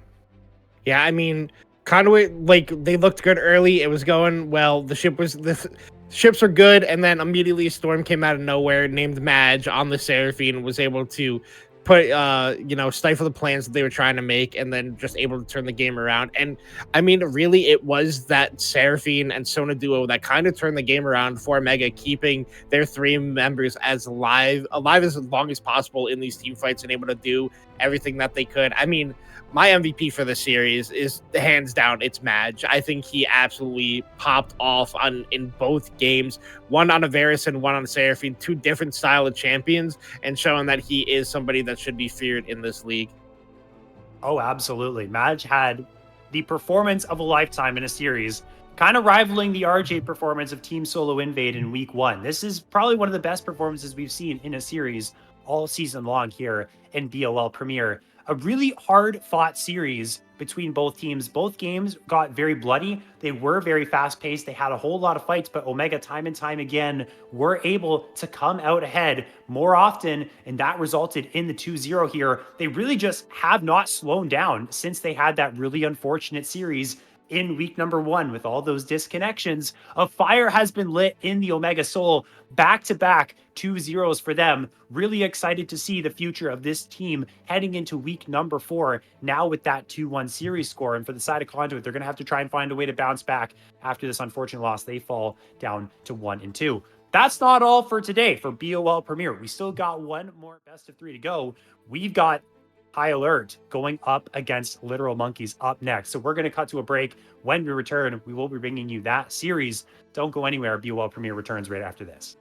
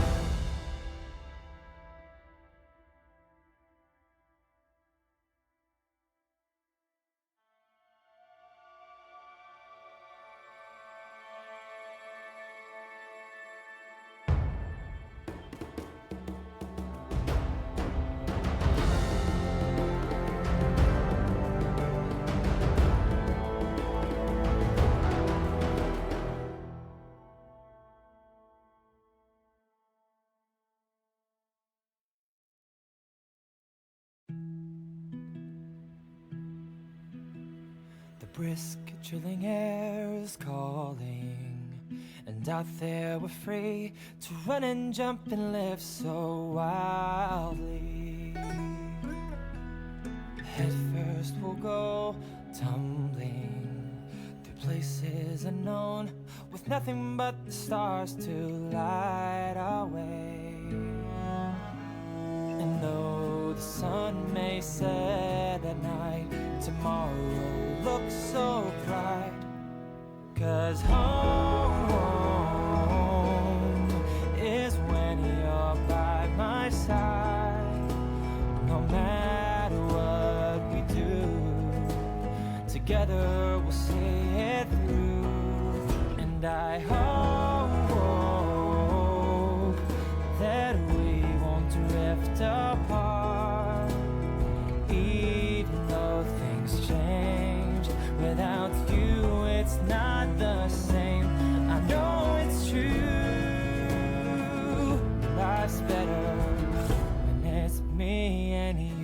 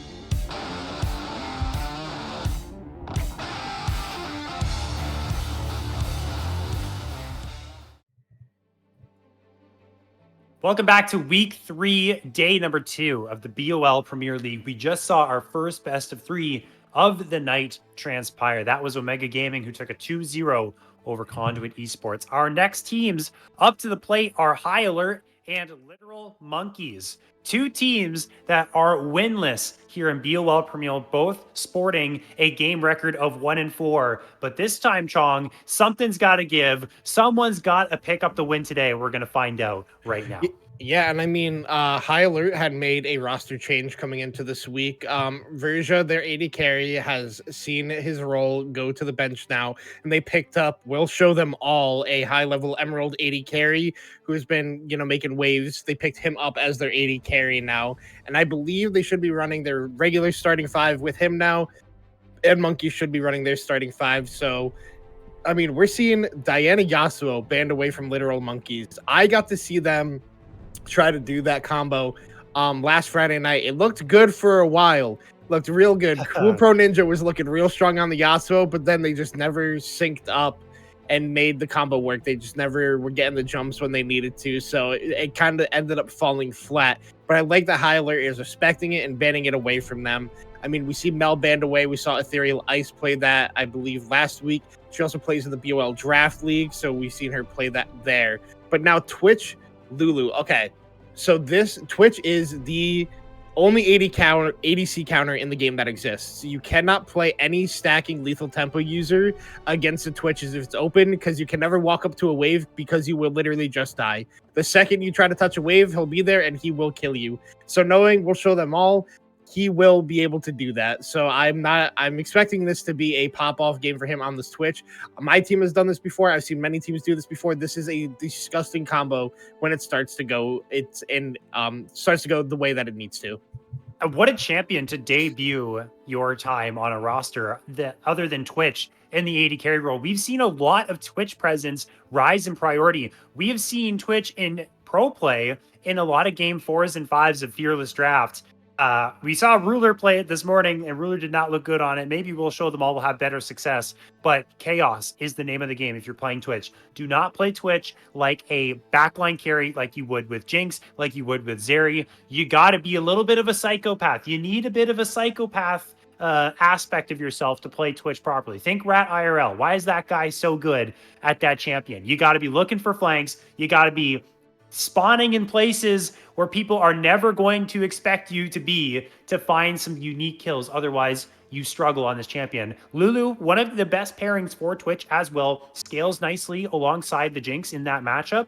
So we'll see what kind of success we'll show them all will get. I'm very excited to see this pick. On the other side, the composition for Literal Monkeys, pretty nicely built around the Jinx with a pretty beefy front line. Yeah, I mean, I still think that Lulu is the best support on this patch. It doesn't matter what you do.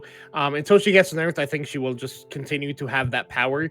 But I do like what Monkeys is drafting so far. They have some nice engage options with Leona, Evil Gumi on this Gnar, and now you're getting a strong bruiser dueling jungler.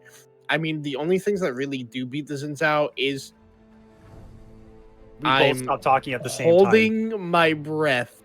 I wasn't talking, but you stopped talking when I looked. Yeah, because I saw it hover, and I don't think this is real. I was going to say, I think the only thing that beats Xin Zhao is not the champion that's hovered. It was the one before, which was a Wukong. But we're going to get an Ahri locked in here for Ethereal Ice. This is one of her better champions. We did get to see her, or I got to see her at least on Friday night, pop off in one of these games on that champion. Sadly, didn't go in their way. They ended up losing that series, but herself had a great series that night. So I'm hoping to see that again. And we're seeing a classic duo, Vi Ahri. I mean, level 6 happens. You're not getting away from that duo no matter what mid that you pick. And I think High Alert has drafted a pretty strong comp for themselves.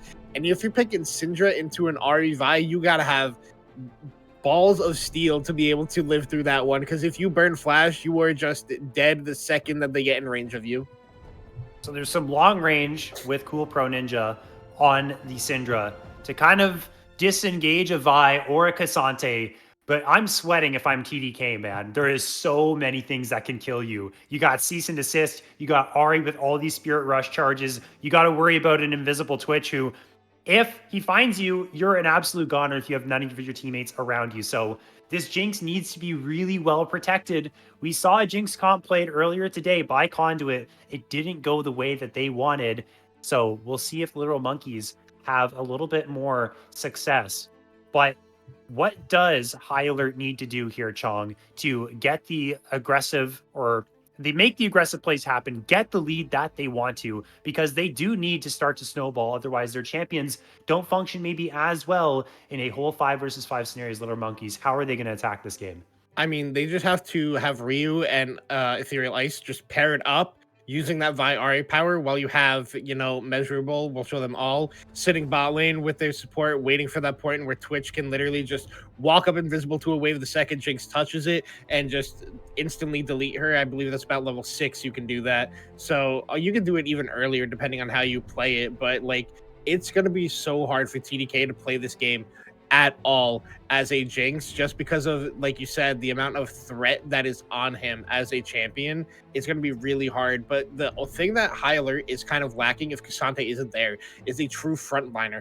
It's going to be this Bruiser Vi as their frontline where they have to like look down the legs of a Leona who's just going to be naturally beefier, especially if she gets that Eclipse up. She'll be a lot tankier and a lot harder to take down. And if Xin Zhao can ever pop his ultimate, it can cause some good chaos in a team fight. So the options are there for Monkeys to play back and to peel, but it's going to be really hard to keep TDK alive if High Alert plays out their comp correctly. 2 players to watch out for Literal Monkeys. Evil Gumi has had a pretty, well, the last time we had Literal Monkeys streamed on the second day of BOL Premiere, had a really good time in the top lane. I think this is a player who can take over in top lane matchups. On the other side, High Alert, Bear is more of a weak side player. So if Gumi can get ahead, then Gumi can do some pretty solid things on this Gnar pick, which they are relatively comfortable on. The Xin Zhao as well locked in for Poppy Fox against a Twitch. If Spray and Pray is used at the same time as Crescent Guard and you're trying to eat through that Xin Zhao to get to the Jinx, you're not going to do any damage here. So backline Twitch can have a problem. So if Twitch is flanking, it might be a little bit difficult for Ferromancy, or sorry, not Ferromancy, Reserved to keep up with this Twitch and get to those backline angles with him to empower him the way that they want. So these are interesting things to think about, but we have some very cool drafts to start us off on in this best of 3. We're going to go to a break. When we come back, we have game number 1 between High Alert and Literal Monkeys. Stay tuned.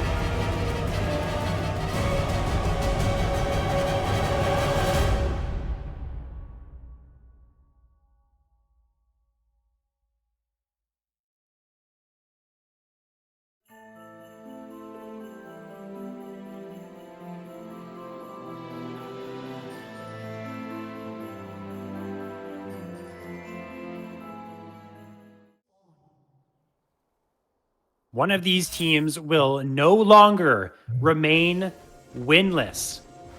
And it starts with a win in this game at number 1. We got action right off the hop. 2 flashes, Bear and DOV Ice. So actually pretty insane that the Cassante is not going to be able to have this up into that ranged matchup against Evil Gumni. And there's a reason here, Chong, why Literal Monkeys decided to do this. And that's because I feel like they have faith in their top laner to get an advantage when they have that summoner spell advantage for themselves so early on.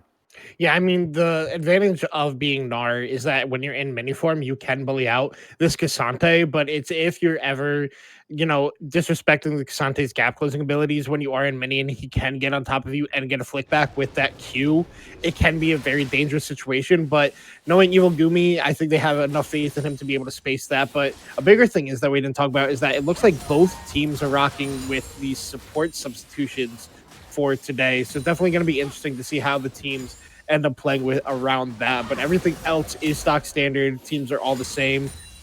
We have double cleanse on both of the AD carries this game. A lot more sense on the side of We'll Show Them All whenever there's Leona, even the Syndra. Having the cleanse is crucial, but less CC options, I assume, is just for the Ari charm. For TDK, he needs to have some form of safety in this game. I really want to see We'll Show Them All and Rucha get an advantage in this 2 versus 2. You might think to yourself, but wait a second, there's Leona versus Lulu. That has to go well for Leona. Not in the current state of League of Legends. This Lulu champion is a creature on the Rift. And if there isn't anyone else with the Jinx and Leona, I got Twitch Lulu winning, even if Lulu's engaged on. I think it's really, really strong what they have going here, especially with Press the Attack. They have that extra dueling potential in a burst situation. And if We'll Show Them All gets a lead, then this Twitch can start to take over the game. And I think that has to happen. One of either Ethereal Ice or We'll Show Them All has to take over. But we are seeing a Scout of the Week in the mid lane. A Flash Wave becomes Lightning from Poppy Fox. A Flash from Ethereal Ice will be a trade for flashes. Maybe a regank in a couple minutes. Yeah, nice max range Scout of the Week there out of Cool Pro Ninja to lead into that play. I think it was a safe flash from Ice. I don't think she might have been able to get away, but better safe than sorry. She was a flash away from that one. And look at bot lane. Like, I think DOV Ice decided to go in there and lost all of his HP, but got both sums out of Worth Show Them All. But, like, the biggest thing is that this Lulu can now just start playing this bush cheese and start to bully DOV Ice, which they should be doing, but choosing to stay in lane, hoping to keep Show Them All a little bit safer. I would like to see them play towards the bush and start to punish there, but now we see on the bot side, they know exactly where Ryu is thanks to their wards. They know he's on the scuttle, and they're going to go and collapse on him right now. Could see a 3 versus 3 breakout, but that's not actually what we're going to see because Poppy Fox is able to get that Scuttle Crab. So bot side Scuttle to Literal Monkeys. Maybe they'll fight for the top side one later on is, hey, Bear has no flash. Remember, that early game gank is going to pay dividends because Evil Gumi has the solo kill. That just feels so good to be able to call that one out there. This laner is so good in this portion of the game. And we're seeing that right there with the solo kill. Yeah, and I mean, that's exactly what I was talking about. It's hard for Cassante to do a lot of stuff against that mini Gnar, able to just literally walk him down the lane and end up getting that kill thanks to the W procs off the hyper passive from that and just doing the bonus damage. So really well played by Evil Gumi, really even better played by Literal Monkeys to know if we burn this flash, it's going to pay dividends for us in this lane. And Gumi really, making it work for his team who gave that for him. Now we'll see how much more can they get on this Gnar? Are we in store for more solo kills, or are we just in store for a Gnar that's going to be well fed come those fights where this champion really starts to thrive? We're actually seeing a pretty dominant lane thus far from TDK and DOV Ice. It is a pretty big CS advantage. A lot of minions are going to be picked up here by We'll Show Them All, but it will still be that slight advantage there for TDK. Somehow, some way, they're going to have to start trying to make plays here. Find some type of way to get a fight, knock down this Jinx. They've canceled the recall, and now they can set up a freeze. So this is something that they were definitely looking for. TDK is going to take a bad trade, and the wave state is so ugly here, Chong. This is going to help out the Twitch to even things out. Yeah, and that's the power of the Twitch, able to just go invisible and then break the recall that TDK was trying to get off. DOV Ice committed to it because I think he pressed it a little bit sooner than TDK was, and that was a big mistake there out of the support. So TDK losing the momentum he had in this lane, losing all of his HP, and then Will Show Them All able to get this freeze with a call nonetheless and able to get back in the CS game.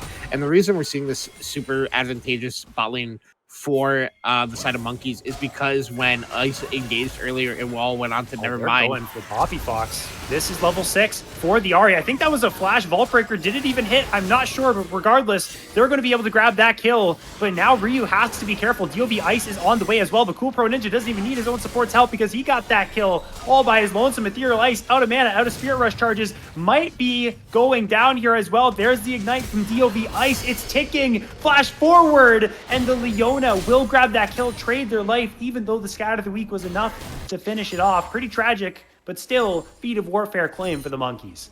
I mean, and the bigger thing is TDK is literally sitting under his turret with no flash now, just losing out on all of this lane because DOV Ice roamed up, used all the summer spells. He's just going to die here. This is a kill. There's no barrier. There's nothing you can do. It's so easy for Ruch to tank that tower, and all those minions are gone, like you said now, Sean. You can't leave your Jinx when they lock in a Twitch. It's literally illegal. Like, it is the most illegal thing to do, and DOV Ice committed tax fraud there, and it cost TDK there everything. They lose a plate.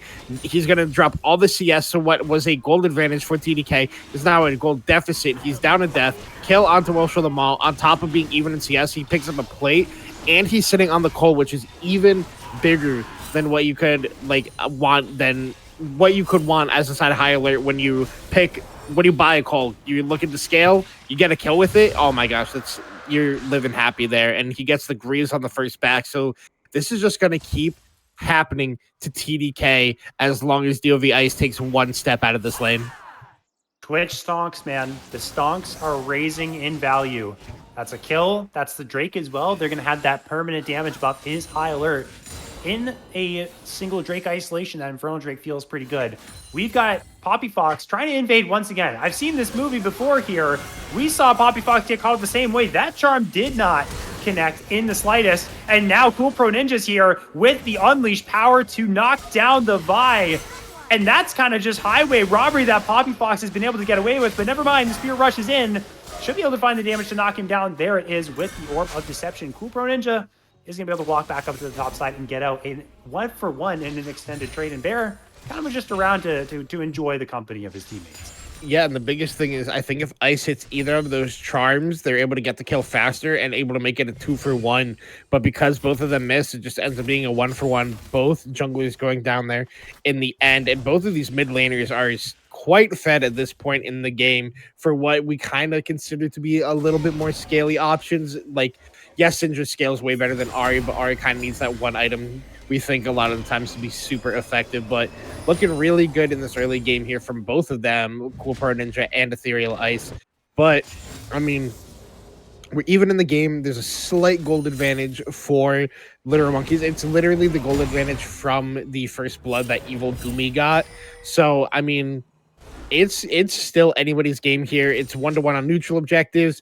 You know, We'll Show Them All is even on CS. Everybody's even on CS except for mid and support. It's both in favor of the side of Monkeys. So this is a close game, and I'm waiting to see who's really able to break it open at this point.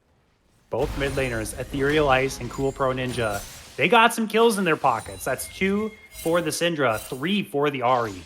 So it's going to be a battle between both of them to see who can help out their team more. We're seeing a roam down to the bot side from Ryu, and a little bit pushed up is both TDK and DOV Ice, and they're looking for the play right here, right now. There's the cease and desist pay. On top of that, the wild growth is going to knock up both. DOV Ice is not long for this world either, taking down with the poison. Maybe not quite enough damage in the tank, but they get their prize in the Jinx either way. Nice play from High Alert to knock down that AD carry and get this wave in. Yeah, High Alert, really on High Alert there for that play, able to just get on TDK. They know he has no flash, not able to get away from anything. And okay. Close there from Ethereal Ice. No unleashed power that was already used. Cool Pro Ninja has to be careful. Does not have flash. Does he know that the Vi is waiting? Does he know? If you know, you know. And the Ahri claims the kill. Now Ethereal Ice with 4 kills and that shutdown Chong. An absolute monster on this pick. Yeah, I mean, really showing up here on the game on this Ari like they did last time they were on the Rift. But Bear is still struggling up here against Evil Gumi. He tried to go in for the flick back, but Evil Gumi just walked away, gets a trade back. But even bigger is We'll Show Them All is 2 kills up to TDK, and oh no. Okay, I thought he was going to queue in. I was like, I've seen this play before, but doesn't go for it. He did not know where DOV Ice was, so not going to risk it. So it's going to be grub pressure here from the side of High Alert. We'll Show Them All with no cleanse. He's going to have to play a little bit safe here around his tower, and hopefully they don't go for the dive is what he's hoping, but we can see on the minimap we have God Vision. We know that they're going to try to get Poppy Fox up here for these grub contests, but I think it's going to be a little too late. It gets a little bit sketchy when you're trying to kill a Twitch.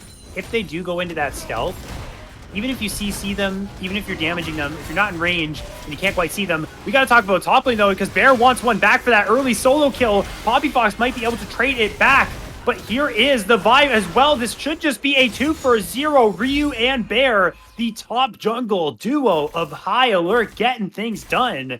And Bear says, that solo kill did not put me down. I'm still kicking in the top side, and they get one back. What the hell did I just watch? I did not expect Bear to pop off like that. Oh, the solar flame misses. But, no, this might just be time. Straight on it. Flashing on forward. There's the Wild Growth going to keep off that Leona, but do they know that Cool Pro Ninja is here? That Scatter of the Week went wide, but here comes a stun as well. Unleashed Power getting very low is the Twitch. I think he's not long for the world. Can he trade one back? He will be able to do so. Did the kill go to Lulu? It looks like it did. Rucha claims that one, but able to shut down this Twitch is the literal monkeys in the bot lane. Yeah, and I mean, going 1-for-1 in a 3v1 is something you're, I guess, okay with as High Alert. Yes, your Twitch does go down and the shutdown goes over to Cool Pro Ninja. But, I mean, you get the grubs off that. Your top laner absolutely demolished what should have been a counter matchup. I did not expect Bear to pop off the way he did in that top lane. We saw the Cassante mechanics coming out from him, even flashing the mastery afterward. But Lucha and We'll Show Them All played that fight about as well as they could, almost able to keep him up and, you know, turn that all around. I thought they were going to get the pick on the TDK before Cool Pro Ninja could even get there. But because the cleanse was already used, able to get the second round of CC onto him and shut him down. So really well played by Monkeys, but, I mean, going 1-for-1 in that play is okay if you are High Alert.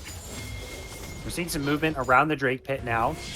Heading into the jungle is both DOV Ice and Poppy Fox. They're looking to try and find someone here, maybe a straggler on High Alert's side. They're looking at Rucha right now. Is going to back on away, but guess what? We'll Show Them All is way overextended. They've actually found Rucha somehow. And into the stealth goes We'll Show Them All. Not going to be spotted out. He's able to slither their way around out of that. But that's a nice pick that they were able to find. They walk around, they get inside the jungle, they get a pick. Little Monkeys trying to close that kill gap that High Alert has on them. Yeah, I'm not really sure what happened bottom lane there to have that play go that way, but we just saw in top lane, Evil Gumi using the Gnar to keep Bear away, saying he did not want any of that smoke anymore at that point. But, I mean, Monkeys is doing good now. You pick up the kill, you pick up the dragon. I mean, I say that, and TDK's in a lot of danger. TDK, there's no way out of this one. You've got no flash. The cease and desist is unavoidable. DOV Ice knows it as well as saying, bro, you're a goner. I can't help you out in that situation. Hey, Evil Gumi is almost dead as well. Bear is somehow taken over this top lane. They said counter pick who? This is a reason why I blind picked this Cassante, but now you're in a 2-versus-1. Let's see what you can do. Oh, is he going to find the Q3? He is! Oh my goodness, what a beast! Can't transform into the Mega Gnar is Evil Gumi, so that will be a 1-for-0 so far. Wow, this Xin Zhao does absolutely no damage. This Cassante is tanky as tanky gets. Poppy Fox trying to chase it down, trying to do enough damage. Here's the Pathmaker. Oh my goodness, this is a slow burn. Uses the Crescent Guard. Oh wow. My God. Oh my gosh. My Poppy God. Fox is hilted after that. Oh, that's a plated steel cap difference. Oh, no! Hey, that's perfect. That is perfect. Oh, man. That feels so bad if you're Bear, because you just outplayed the jungle and the top laner of the side of Little Monkeys, and TDK from downtown sent Kobe and picks up one for his team, man. But, I mean, that's just how strong plated steel caps is in this matchup for Bear. Yeah, Poppy Fox is gonna die here. You're dead. You got no flash. Here's the Vault Breaker. Oh, it misses, but hey, there's nowhere to go. This Vi is a whole lot stronger than the Xin Zhao right now.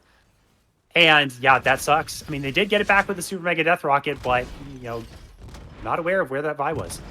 Yeah, I mean, it's kind of starting to fall apart at the hinges here for Monkeys. Oh, no. Oh, Evil Gumi. He's going to hop away, but there's a Vi. Again, everyone from Literal Monkeys is just getting caught out here. And this is what you want when you're the Twitch. Evil Gumi saying, why the hell is there a Twitch in my top lane right now? How did this guy just appear out of nowhere? I hate this champion. That's exactly how We'll Show Them All wants to play. 4-1 now. Yuntao Wild Arrow is complete. Chong, we're in for the Twitch show here soon. Yeah, I mean, he's in all chat right now, probably saying Rat Gaming as the way he just shows up top lane and absolutely demolishes Anar. I mean, We'll Show Them All is really showing the power of the Twitch right now in the current meta. I think this champion is really slept on just as what it can do as a champion, especially if you get an enchanted support with it. And it's really good into a lot of these AD carries that are strong in the meta. So really happy to see him pull this one out and actually show up on this pick. But silently still being a menace in this game is Ethereal Ice. I'm curious to see where she goes with her build path in this game, because the big thing that happens with Ahri is that it kind of feels like you fall off in damage when you go with this like more supportive build, like you build like Horizon Focus and stuff like that, and it just kind of feels like you do nothing if you miss a charm at that point. So I'm hoping we see a higher damage variance build come out of them, so they still have that AP damage threat on the side of High Alert. But we can see Poppy Fox is stealing a red buff right now while his team tries to defend this mid lane tower. So there's a potential that a play is brewing up here in this mid lane, but Poppy Fox hitting the recall button. Oh, well, Ryu's going to say, hey, where'd my red buff go? And he sees Poppy Fox on the blast cone getting away at the last moment. That's got to be a little bit tilting. Got away with your red buff. He'll get it back at some point. Well, he did get the solo kill in the top side, so that was a little bit of a +1 that he got his. Rucha locked up with the solar flare and the scatter of the week. There's the kill to TDK, second of the game. Nice pick, good punish for Literal Monkeys. Able to use some of their pick potential to their advantage here in the mid game. Yeah, and I think even more annoying about that red buff being stolen isn't that it went to the side of Literal Monkeys, is more so that it didn't go onto Twitch. Because if We'll Show Them All gets a red buff, nobody's going to be able to get away from him once he shows up in your lane from that invisibility. So I think that's a really heads up play by Poppy Fox. And then even a bigger play to get that pick onto Rucha, who was trying to just help his Twitch. But the second Twitch walks away, DOV Ice hit that max range solar flare, and it just spelt death for the Lulu, who's now sitting at 1, 2, and 2. Probably could be maybe playing a little bit safer, but the bigger thing is they haven't been linked up with his Twitch. Twitch has been doing all these plays on his lonesome. Oh no! Cease and desist onto the onto the Syndra rather. Cool Pro Ninja able to flash away in time before the charm went down, which is surprising because that combo did feel pretty quick. But that Spirit Rush gone off of the Ahri. Those are two big ultimates down for High Alert. Let's see if they still want to go for this dragon. It looks like the answer is yes. This is where we could see the game get blown wide open. Keep in mind, Bear is here. This Cassante, who is so strong, is here to protect the team. Pathmaker is going to lock up Poppy Fox. The Wild Growth as well. This Inzao can't even move. And it's already a man advantage here for the side of High Alert. And now We'll Show Them All. Spray and pray in that back line is going to get locked up for the moment, but now can continue the chase. Evil Gumi's transforming, but transforming at the wrong time. We'll have this Gnar available. Scatter the weak lands. That will be one kill over onto Rucha. Evil Gumi jumps in, finds the Gnar. Are they turning this one around? But now Bear is going to join the play. It is 3 versus 2. Evil Gumi trying to do the last little bit of damage, but just doesn't have enough gas left in the tank. DOV Ice will fall. Ethereal Ice is unstoppable, and the Ocean Drake will go over to High Alert. Yeah, I mean, Monkeys got the Twitch, they got the Lulu, but they didn't get the actual carries of this Cassante and this Ahri. Dragon goes over to the side of High Alert. Really well-played fight out by both teams, but High Alert just able to execute a little bit better. And Evil Gumi, okay, he dodges the Vault Breaker. I don't think it matters. This is a pretty low Gnar, and in the mini forum just dies dry like that. I was not expecting that. I was kind of in La La Land there, and all of a sudden, Evil Gumi's dead. They shouldn't be able to knock down Bear either. This top laner for the side of High Alert has just been on one ever since that solo kill. It's like a fire has been lit inside their heart. Yeah, I mean, I really did think that Evil Gumi was going to be okay there because they missed the Vault Breaker, but Bear was able to stack up the passive on the Q and get the flick back onto Evil Gumi, who had already used his leaf once that Q missed TDK. out. That's the issue with Pick and Jinx. They didn't even need that. They didn't even need that cease and desist. Let's be real here. We'll Show Them All has more than enough damage, but you're getting the Twitch treatment right now, TDK. It's not fun. Just be glad that this is Fearless Draft. Yeah, I mean, the way that High Alert is playing this game is pretty flawless at this point. And I did mention it before, but Ethereal Ice picks up the Horizon Focus, so really needs those charms to be hitting to be an effective champion at this point in the game, because it feels like the damage is going to start falling off from them. So We'll Show Them All is really going to have to step up on that damage front. He's trying to build towards that IE as quick as possible. I believe he should be close to that completion, but I'm not positive off the top of my head. I don't know how much gold 80 carries actually get. I play support. I'm lucky to get 3 items. But the mid lane tower goes down here for the side of Monkeys on the response. And we're getting a play here. Wait, oh, no. Who is in the middle of everyone right now? That's Ryu. Trying to look for the monster flank. Is only going to find everyone from the side of Literal Monkeys, but we're going to get a fight here anyways. Evil Goobies jumped in, and they've actually found the Twitch. Bear is not able to protect their AD carry, neither is Rucha. That's actually 3 kills that have gone over to the side, or actually 2 kills that have gone over to the side of Literal Monkeys. Now make that 3 kills. Now Bear's going to try and go 1 versus 9 with Ethereal Ice. Triple kill over to Poppy Fox. Oh, do they have enough left in the tank to take down this Ari and take down this Cassante? Both of them are so very strong. Cool Pro Ninja and Poppy Fox saying, man, I'm out of here, Ice. Sorry, you can go handle that yourself. But still, Monkeys able to find themselves an angle to at least knock down 3. Yeah, I mean, Ryu definitely a little bit overextended there, but they weren't able to burst him down. But Ethereal Ice and Bear both had huge flanks, but Evil Gumi was able to just turn it onto the 2 iced out members of We'll Show Them All and Rucha, and able to pick up the big kill onto We'll Show Them All with the help of Poppy Fox. But I think there were points in that fight where Ethereal Ice definitely could have stayed on the backline targets that they were on and pick up more of those kills quicker and get more of them Spirit Roar's charges, really only having 1 at the end of the fight, so not able to really help much in the chase, but wasn't there to help enough. Bear really popping off on this. Oh, TDK, look how far TDK is from this wave, because he knows what's going to happen. Yeah, it's smart. I mean, you have to do that. It's so annoying, too, because you have to sit away until Twitch shows on vision, otherwise you die. And if you're a Twitch player, too, you can just sit in the jungle and, like, farm jungle camps or kind of do your own thing. And if you're not on the map, a smart player like TDK has now realized what's going on here with this Twitch pick, is never going to contest a mid wave. And you can kind of have that type of psychological power. It's pretty fun. Twitch is a fun champion. I like playing this champion for that reason, too. And it's so hard for TDK to really get a grasp on all of this. They might have to try and find a play where they can fade out the Twitch to engage, and then everyone's waiting inside a fog of war to kind of pounce. But we'll see what they can do. They're able to clear out these mid waves. They are definitely on the back foot, is Literal Monkeys. We've got the next Drake up in 1 minute time. But again, High Alert does have to make sure that they are coordinated as a team, because as we saw in the last fight, if everyone's just kind of daydreaming in their own zone and they do get caught out, that's where the issues can arise. Yeah, and I mean, we saw We'll Show Them All try to go for the play again, but we saw TDK hit the recall button before it was even possible. So, I mean, like you said, it is very hard for the side of Monkeys to ever contest the mid-wave, because if We'll Show Them All is just sitting in jungle waiting for, you know, the Jinx to show where she is, she was just a sitting duck for him. And TDK, We'll Show Them All is playing really well around it. They're looking for Poppy Fox. This Xin Zhao is in the middle of nowhere. No teammates around them. The Crescent Guard keeps them alive for just a little bit longer, but that's the pick that High Alert needed. Now the Xin Zhao's gone. There is no Baron alive on the map. Again, Season 15, folks. Baron's alive at 25 minutes. They'll just take the Drake. They might take the Otacon here, actually. Well, that's true. They're on bot side. They're already started it. But, I mean, We'll Show Them All has been playing well with this Twitch, trying to get the picks whenever TDK walks up. But TDK, like you said, is a smart player, knows, hey, after it happened twice, he's like, all right, I'm not falling for the Drake a 3rd time. Fool me once, shame on me. Fool me twice, shame on you. Fool me 3 times, it's not going to happen. So he's just willing to still up CS, because he's just not sacrificing his life for it. Like, we see him on the minimap sitting at mid lane tier 2 turret, knowing, hey, Twitch hasn't shown in a minute. He literally can be anywhere. I'm not going to risk it. But in the meantime, Evil Gumi in the top lane, going to pick up that turret while Soul Point goes over to High Alert. That's that psychological power that you have as Twitch. It's like having a Jinx voodoo doll where you can just, you know, control her from afar. You cannot go past your tier 2 tower because I could be around.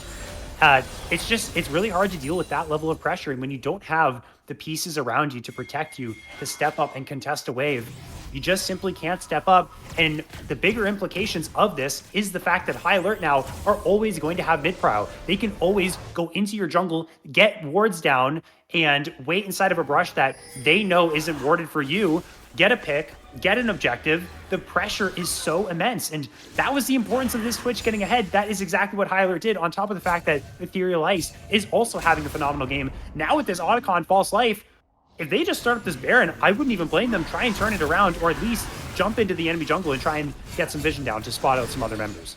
Yeah, I mean, they see where Poppy Fox is. They now see 3 more members of Literal Monkeys, and they know that Cool Pro Ninja is stuck bot lane with Ethereal Ice. They're going to have to walk so far back to look to TP in. And, you know, Ethereal Ice is not going to give him it. But Ethereal Ice is actually TPing to this play first. Oh, High Alert is looking to take this, but Bear is starting up a fight here. Bear has found the backline, gets the wild growth as well. Not sure if that was so much needed, but Poppy Fox is the right target because no smite, no Baron for Literal Monkeys. There's no one even helping for the follow-up right now. There's just no one here. Now, finally, Cool Pro Ninja gets involved, but it's too little, too late. 2 kills have already gone over to Wheel. Show them all. Ryu wants to try and continue that play. DOV Ice and Evil Gloomy running for their lives, but there's just too much follow-up here. The resets from this RER, too much. Triple kill goes over to the Twitch. They're just going to continue down the mid lane. They're at least going to get an inhibitor. Maybe they even look for the end. I mean, they have false lights. They can definitely push farther than you ever expect them to because it's only the 15-second reset.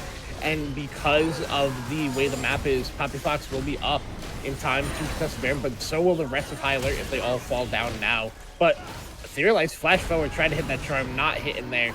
So it looks like they're going to take the inhib, they're going to back off, they're going to take their resets and look to go for this Baron again, unless they're going to just force it down now while they have to deal with the waves. I mean, the way High Alert is playing this is really good. I did not expect Ethereal Ice to TP in before Cool Pro Ninja to just pressure that fight, and Bear is just a massive menace on this Cassante, just taking up so much space for his team. Evil Gloomy looking for something, trying to kill some recalls here. Oh, didn't spot the Cassante. And this might be the moment for Literal Monkeys to just jump on this Baron. Although Ryu did stay, so they do have to worry about the Vi steal. I think I just want to point out how everyone on the side of High Alert has played a phenomenal game so far. I think Ryu has set up a lot of plays. We'll hold that thought. Maybe a caster curse coming in. Nope, the Vault Breaker is able to get over the wall. Very much desperate to get something is the Monkeys, but everyone on High Alert has had a fantastic game. Specifically Bear, who we thought wasn't going to have the greatest of games at the start, has been such a phenomenal frontliner. And part of the reasons why We'll Show Them All and Ethereal Ice have been able to do so much in this game is because Bear is creating that space and tanking up so much damage, just being this impenetrable shield for them. And it's been quite the game for them. They're close to closing it out here. They just need one more fight. Yeah, I mean, week over week, I've been seeing High Alert increase their gameplay and just gelling more as a team, and we're really seeing it come to fruition here. Like, Bear is literally 1v4, while the rest of the team's like, all right, dude, you're chilling. We're going to go get Baron, and never mind, they're saying, we'll come fight with you now. As he's using the all-out on the support, and Solar Flare is going to go down, but hey, Bear is dropped the resistances, is getting very low. Very lucky that that Super Mega Death Rocket went wide, is actually going to live because of that DOV Ice. Is going to fall, but there's the Gnar into the wall. They're onto the Twitch. The Twitch is getting very low, and they have found them 4 versus 4 now. With the Unleashed Power, they've knocked down the Lulu as well. Able to get into the backline is Ryu and find one. Poppy Fox has extended too far forward and dropping again to the Vi, who gets a double kill. Very close fight there. Really awkward setup. Literal Monkeys still able to hold on to their base, though. Yeah, I mean, We'll Show Them All had a very early cleanse, so Evil Gumi was able to get on top of him and get the Gnar into the wall for the stun, and just the immediate turn of focus onto him by the side of Literal Monkeys. Really heads up play, but Bear was causing such chaos in the backline before the rest of his team even got there. Forced TDK to flash early in that fight, even dropping all the resistances, was still tanky enough to survive through that whole thing. I mean, Bear has been having a phenomenal game on this Cassante. I believe he's only died 1 time since that solo kill in lane, so really hats off to him the way he's been playing this one. But I mean, Literal Monkeys has their avenue. We know that they have the burst potential to kill this Twitch or anybody that they focus their CC on, but it can be really tough when there's so much chaos being caused by a Cassante, by a Vi, by an Ari, even an invisible Twitch in your backline. You don't know where Twitch is, and you're like, if you're sitting here and you're Cool Pro Ninja, you're like, where's the Twitch? Where's the Twitch? Oh my gosh, there's a Cassante that's about to murder me as well. Could take me over the wall in the all-out form. It's so tough, just like you were saying. It's really crazy how chaotic this composition is. You also have a Ari jumping at you with a whole bunch of different gap closers and from different angles, and now waiting inside of the brush, hoping to grab this Potion Soul. is High Alert. Bear tanks a Scatter the Weak. Evil Goomy now has transformed into Mega. All they have to do is wait for him to go back to Mini, but they don't. They let him get that Gnar into the wall, and it is going to be Ethereal Ice to drop it in the backline. Flanking them is Wheel Show Them All, doing so much damage, and the rest of the fight is looking to go the way of High Alert. It's a 3 versus 2. Still a couple of kills that went the Monkey's way, but now Poppy Fox is not long for this world, and Wheel Show Them All is still alive. DOV Ice is the only one left. He will fall to the Twitch. The teleport is going down to the mid lane, where the minions are conveniently right at the Nexus Towers. Looking to end the game is High Alert after the fight win. Yeah, who knew that the flanking Twitch was going to be the crucial part to win that game-winning team fight for the side of High Alert. I saw it on the mini-map. I wasn't going to call anything out. I didn't think he was going to go for it, but ends up waiting his time, even with the Jinx reset, said, no, I can still win this, and gets the flank off and picks it up. I mean, shout out to the rest of the members of High Alert, of Bear and Ryu. Like I said, causing all that chaos in the back line to be able to let Twitch do what he wanted to do. And they're trying to get everybody in here for the photo finish. The 50 gold picked up, 100% win rate still continuing when he picked up that 50 gold from Nexus. 100% win rate. One of the craziest stats in esports is that 50 gold. High Alert, what a game. That got a little sketchy because I'm a little bit upset that High Alert didn't wait out the Gnar. Because, at a point where Gnar gets to Mini at a neutral objective, it becomes a whole lot easier for the other team to play it out because you don't have to worry about all that crowd control. They kind of got a little antsy. It got dicey, but yeah, the flank, like you said, was fantastic. We'll show them all. We were hyped up about this Twitch pick. It definitely delivered. 13 kills, 26,000 damage, but everyone on the side of High Alert had their moments in this game. They really fit together like a whole puzzle to pull out this win. And Literal Monkeys, they had a couple good moments. Cool Pro Ninja was really strong, but again, it seems to be the theme of, at least today, in the second day of week 3, these Jinx picks have really been struggling. Yeah, and I mean, it's really hard when the enemy AD carry just picks the Twitch. It's like impossible to ever play the game. You can never stack up fast enough underneath the tempo when he comes out of the invisibility to be able to contest him. So really, High Alert playing around that well. I mean, everybody on High Alert played super well this game, but I overall, I think my MVP for this single game, it's got to be Bear. I mean, yeah, Twitch did the damage, Ethereal Ice did everything, but Bear blind picked Xante, got counter picked, died once in lane, got a 1v2 solo kill, and then created absolute chaos in the enemy backline, only dying one time throughout the whole game. I think Bear played phenomenally on this champion. I'm curious to see what he's going to do the rest of this game now that the series, because we're in Fearless, the champion is not going to be in his wheelhouse anymore. The weak side player ended up being kind of that driving force of the team and out damaging the Vi and the 7-2 Rabadon's Death Cap Ahri. Cassante, by the way, is a fantastic champion in League of Legends, and believe it or not, has been outshadowed by a lot of other recent additions to the game. If you can believe that one, we got a really fun game of League of Legends, current state that we have. But hey, can't take it away from Bear. Did play very, very well, and High Alert are going to be the beneficiaries of that performance with a game 1 win. We've got more to come. Literal Monkeys are going to try and even up this series, prevent themselves from going down 0-3 here in the BOL Premier League. That's what's at stake coming up next. We'll see the continuation right after this.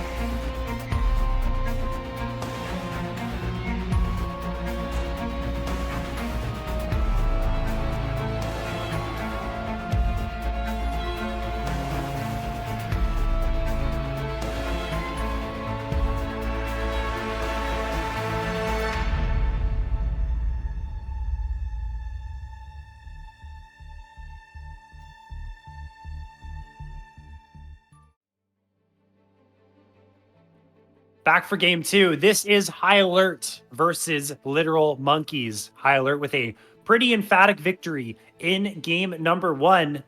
And we'll see. Literal Monkeys backs against the wall, facing that 0-3 start. I think one of the only teams without a win if they do lose this series, trying to bring it to a game 3. And it seems to me, Chong, like they've got a game plan right out the gate with that insta-lock on the Swain. Yeah, I mean, High Alert keeping the Yasuo Diana band away, not letting Cool Pro Ninja and Poppy Fox get their hand on that duo. Amumu band away, but immediate lock-in of the Swain. I'm assuming that Literal Monkeys can flex this if they're locking that in. But we see a quirky Nami lock-in here for the side of High Alert. I'm curious if this Quirky's a flex pick. I've played with Ethereal Ice before. Quirky was not really in her wheelhouse of champions, so I assume this is going to go bot lane for Will Show Them All. So they're looking for a 2v2 power, but it can be really hard to play Quirky in some of these lanes just because of how short range he is. But I do think Nami is a very strong champion, and I feel like we're kind of in a weird way getting a draft that we saw in our last series with a Swain lock-in and now a Seraphine lock-in. I'm curious if a Sona's going to come in at some point, but they lock in a Jarvan, so they have some good engage options here on the side of Literal Monkeys and a lot of survivability, so it could be really hard for Quirky to get out the crucial damage needed to get kills onto these champions, but Ivan Hover here would definitely be interesting if that's locked in. Gonna try and match maybe the late game of the Seraphine in that type of enchanter ability. Healing of the Nami might also be nice. I'm wondering if this is a bot lane Swain or if this is a mid lane Swain. Because if Swain is in the bot lane, okay, they'll have some kill pressure, never move with beat drops will be a nice combination, but then Corki will be in range. So that 2v2 could go either way. If we get something more ranged, like maybe an Ashe Seraphine bot lane or a Caitlyn Seraphine bot lane, then the Corki is going to have a much harder time functioning in this game. So Ashe is something that TDK has played in the past. We'll see if that's what they opt into. We're going to see the Graves, though, locked in for the side of High Alert. So Ryu, playing this carry-style champion, needs to get aggressive, needs to try and get in the Jarvan's face and start to take over and run this game tempo-wise. See if that ends up paying dividends. I think this is a pretty risky draft that High Alert have gone for thus far in the first 3. Yeah, and I was going to talk about this Graves pick. It definitely seems like it's right in Ryu's wheelhouse of these aggressive junglers. And it's also a really good matchup into Jarvan because you are able to get out of that Cataclysm with your E. But also, Graves just does really well into 80 champions because of his passive, just getting the stacks, getting you increased armor when you're in these fights. So it could be very hard for Jarvan to play this. So Literal Monkeys are looking to ban out Ethereal Ice here, banning away her Hui, banning away her Lux, two of her really best champions, but also now being focused for, okay, we're getting an Mbessa locked in here. I think I do like this pick, but High Alert also focusing on Cool Pro Ninja, not letting them get their hands on these like AD melee range with the Akshan, but high AD assassin-like champions, because that's really rough to play against with what Ethereal Ice likes to play herself of these control mages in the mid lane. And we're seeing an Aurelia hover, and I believe it was either yesterday or last week, we saw the mid laner for Dorado. We saw Korra lock this in against the Risen's Hui and absolutely make it a solo queue game. I think they solo killed him like 15 times or something like that. But they ended 22 kill game. And they still ended up losing that game. So yeah, this Malphite isn't real, right? I mean, it's a really interesting composition. I don't think they're going to go the Malphite route. Yeah, the Sylas makes more sense. They need a mid laner. The Malphite would only make sense if they were full AD. They got the Seraphine, they got the Swain. And the Sylas has some decent ultimates to steal. The Cataclysm's nice, the Encore is nice, the Nature's Grasp is nice. So if they go that route, I can see it. Vex is going to be the choice in the end. So building up that fear with all the dashes that Irelia has. Again, what kind of lane assignments are we going to see here, Chong? We have Maokai, who could be support, could be the top laner. We have Swain that could be mid, could be down in the support lane. Irelia could be mid or top. We have a lot of interesting lane assignments here. What do you think we're getting out of the Literal Monkeys? So I know in China, Swain top has been like on the rise of like one of the best top laners to pick in the current meta. I don't think that Evil Gumi is going to bust this out. If I had to assume, it's going to be Evil Gumi onto the Maokai in some form of Swain Seraphine bot lane. No idea who's going to be farming down there. but that's going to be my assumption on it. But I do like this Vex pick into what Literal Monkeys has picked. It's good to stop Jarvan from engaging with the fear. It's also really just good against the Irelia in the vacuum. It gives you that space to be able to play a little bit safer when she tries to jump in on you if you're able to play it out correctly. And I assume Ethereal Ice will be able to do so. But what I'm more curious about is Bear on this Mbessa. We saw Bear on Cassante. Now he's just playing the female version. So really curious to see how he does on this champion. And I do think overall this comp is a little bit harder to play for High Alert. They have less tanky options now that the Cassante's not in it anymore, and you don't have the Bruiser and Vi anymore. It's a lot more burst than they had with the Graves. He's kind of like an all-in champion. It's really hard to stay alive in these team fights, especially with the survivability, CC, and team fighting power that Literal Monkeys has drafted for themselves in this game. It's a really unreliable composition for High Alert. There's a lot of frontline and for the side of Literal Monkeys and a lack of frontline for High Alert.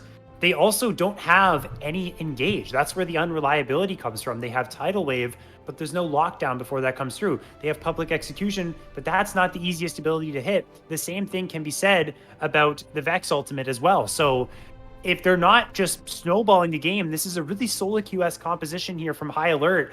I'm really liking what Literal Monkeys have going for them. And I think just based off of what we're seeing here, I'm liking the odds of a game number 3. That's really early to tell, but if High Alert gets the leads that they need, if they get this Graves ahead, they get this Zambessa ahead, they start to run this game, how do you see that happening, Chong? I mean, I think Bear and Ryu are just going to have to link up and do whatever they want in this top side of the map, whether it's get grubs, solo kill the enemy, like 2v2 fight the enemy top. They should have more damage than whatever top laner and Jarvan is on the side for Literal Monkeys, so they should just look to take any 2v2 that they want and just look to push whatever advantage they can, linking up for invades, everything like this, because I feel like that's the only way they get ahead, and getting also Ethereal Ice involved with that, because if this Vex is ahead, it becomes really hard for Irelia to do anything, and then it just becomes a question of if there's going to be enough damage to take down the Swain Seraphine combo in the late game in these team fights when they are healing so much from their ultimates and the Seraphine W as well.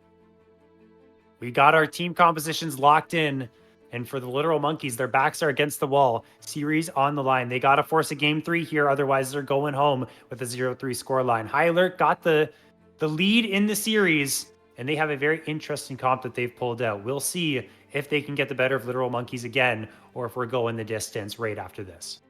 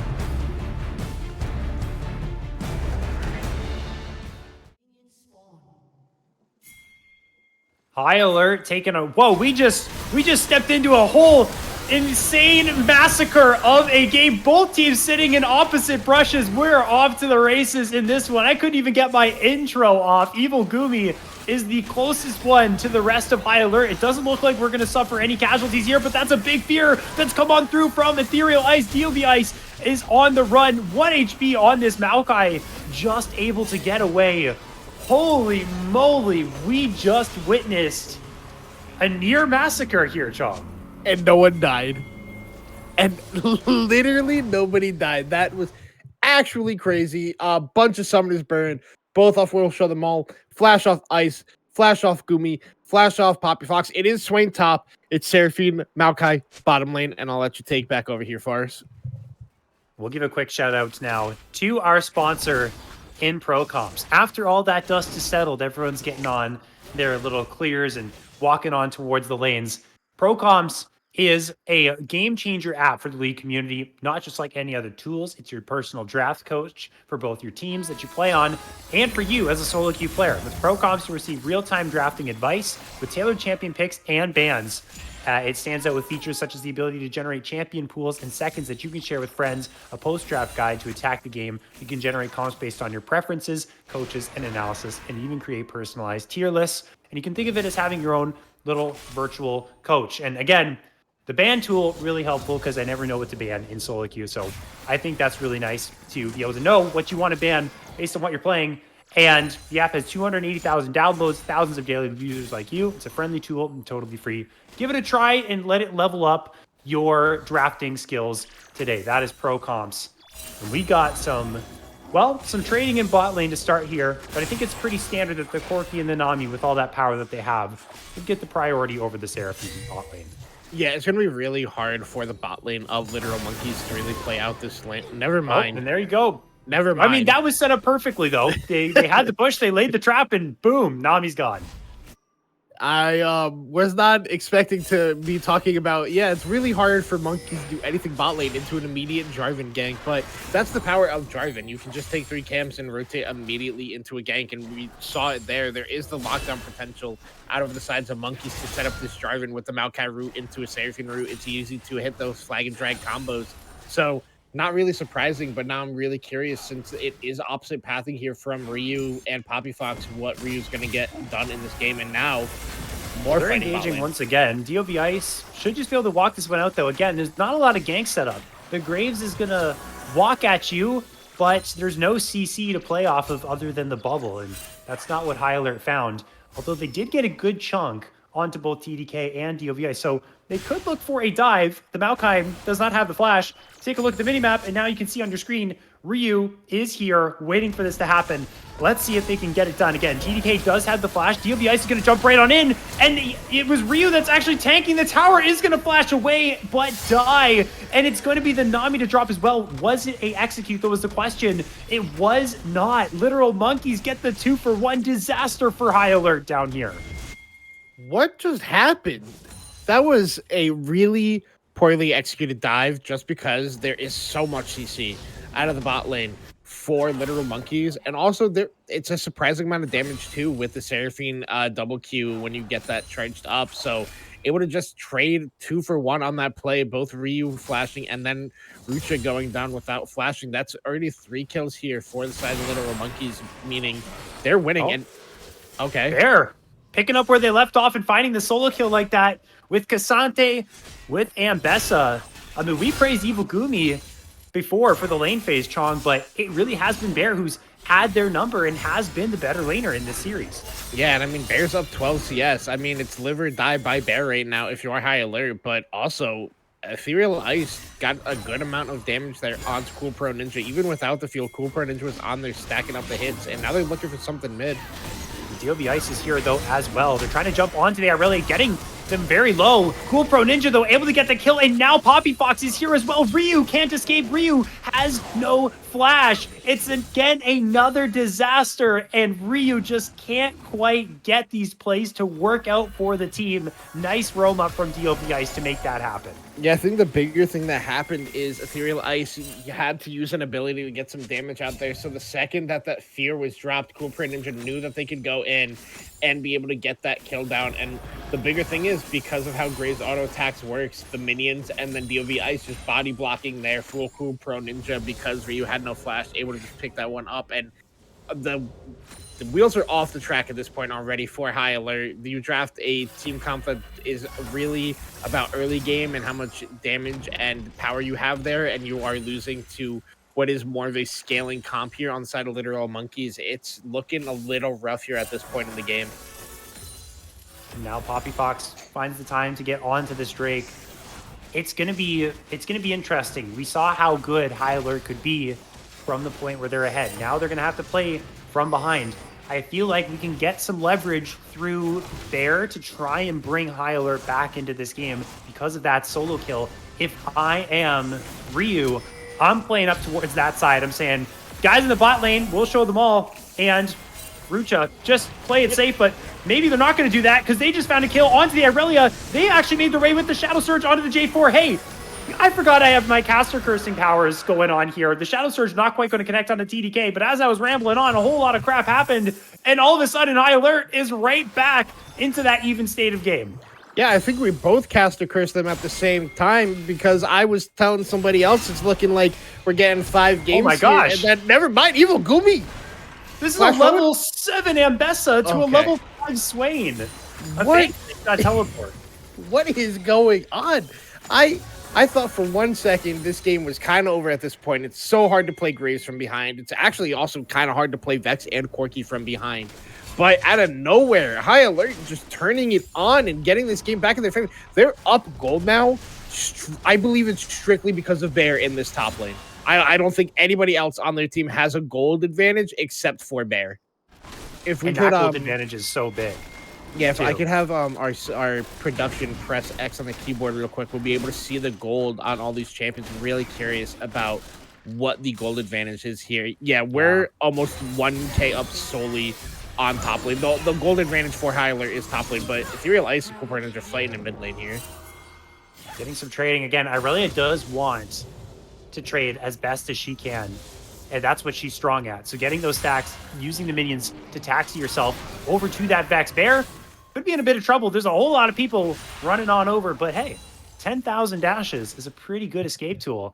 And Ambessa has that, so that's not going to be a problem. DOV Ice trying to do their very best to replicate the kind of success that they had in that mid lane play. And this is a champion now who you can leave alone in the bot side in this Seraphine. We've seen a lot of supports today move and leave their Jinx alone. No, bad supports. You can't do that. Seraphine, you can do that. Seraphine is A-okay. She can clear away the wave. And DOV Ice trying to take advantage of that fact by moving around and making things happen. This would be a very risky dive. I don't think they should be going for this, but Bear is playing so aggressive here. Might actually want this. Public execution goes down. This is only a level 5 Jarvan, but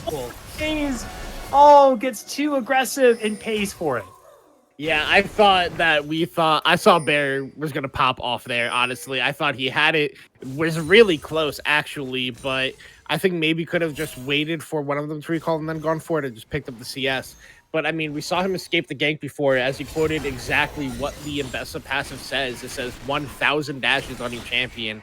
Just gets out of the play, but immediately just goes a little south when they try to go in on the 1v2. And, I mean, maybe if they have one item there, they're able to actually pull that off because they are beyond strong at this point. It seems impossible for Evil Gumi to do anything unless Poppy Fox was there. Even when they popped the Demonic Ascension, Bear was able to just stay out of range of it and then goes back in when they want to. But now it looks like we're going to have a four-maybe Shadow Surge connects. They're jumping right in onto Poppy Fox, and they just explode. The collateral damage did not even connect because the flash went through before. Another Shadow Surge hits. Do they want this? It's a little bit risky because here comes an Encore, but flashing on away is one. They're able to trade one back.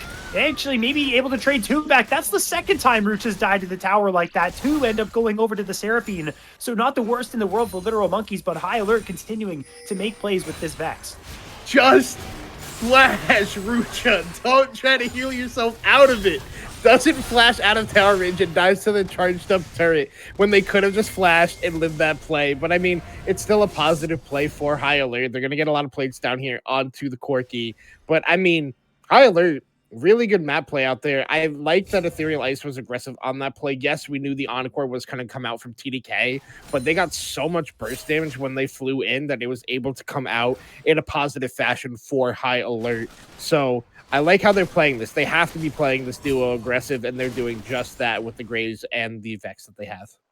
Cool Pro Ninja has been able to get resources and tower plates while Ethereal Ice has spent so much time roaming with the team.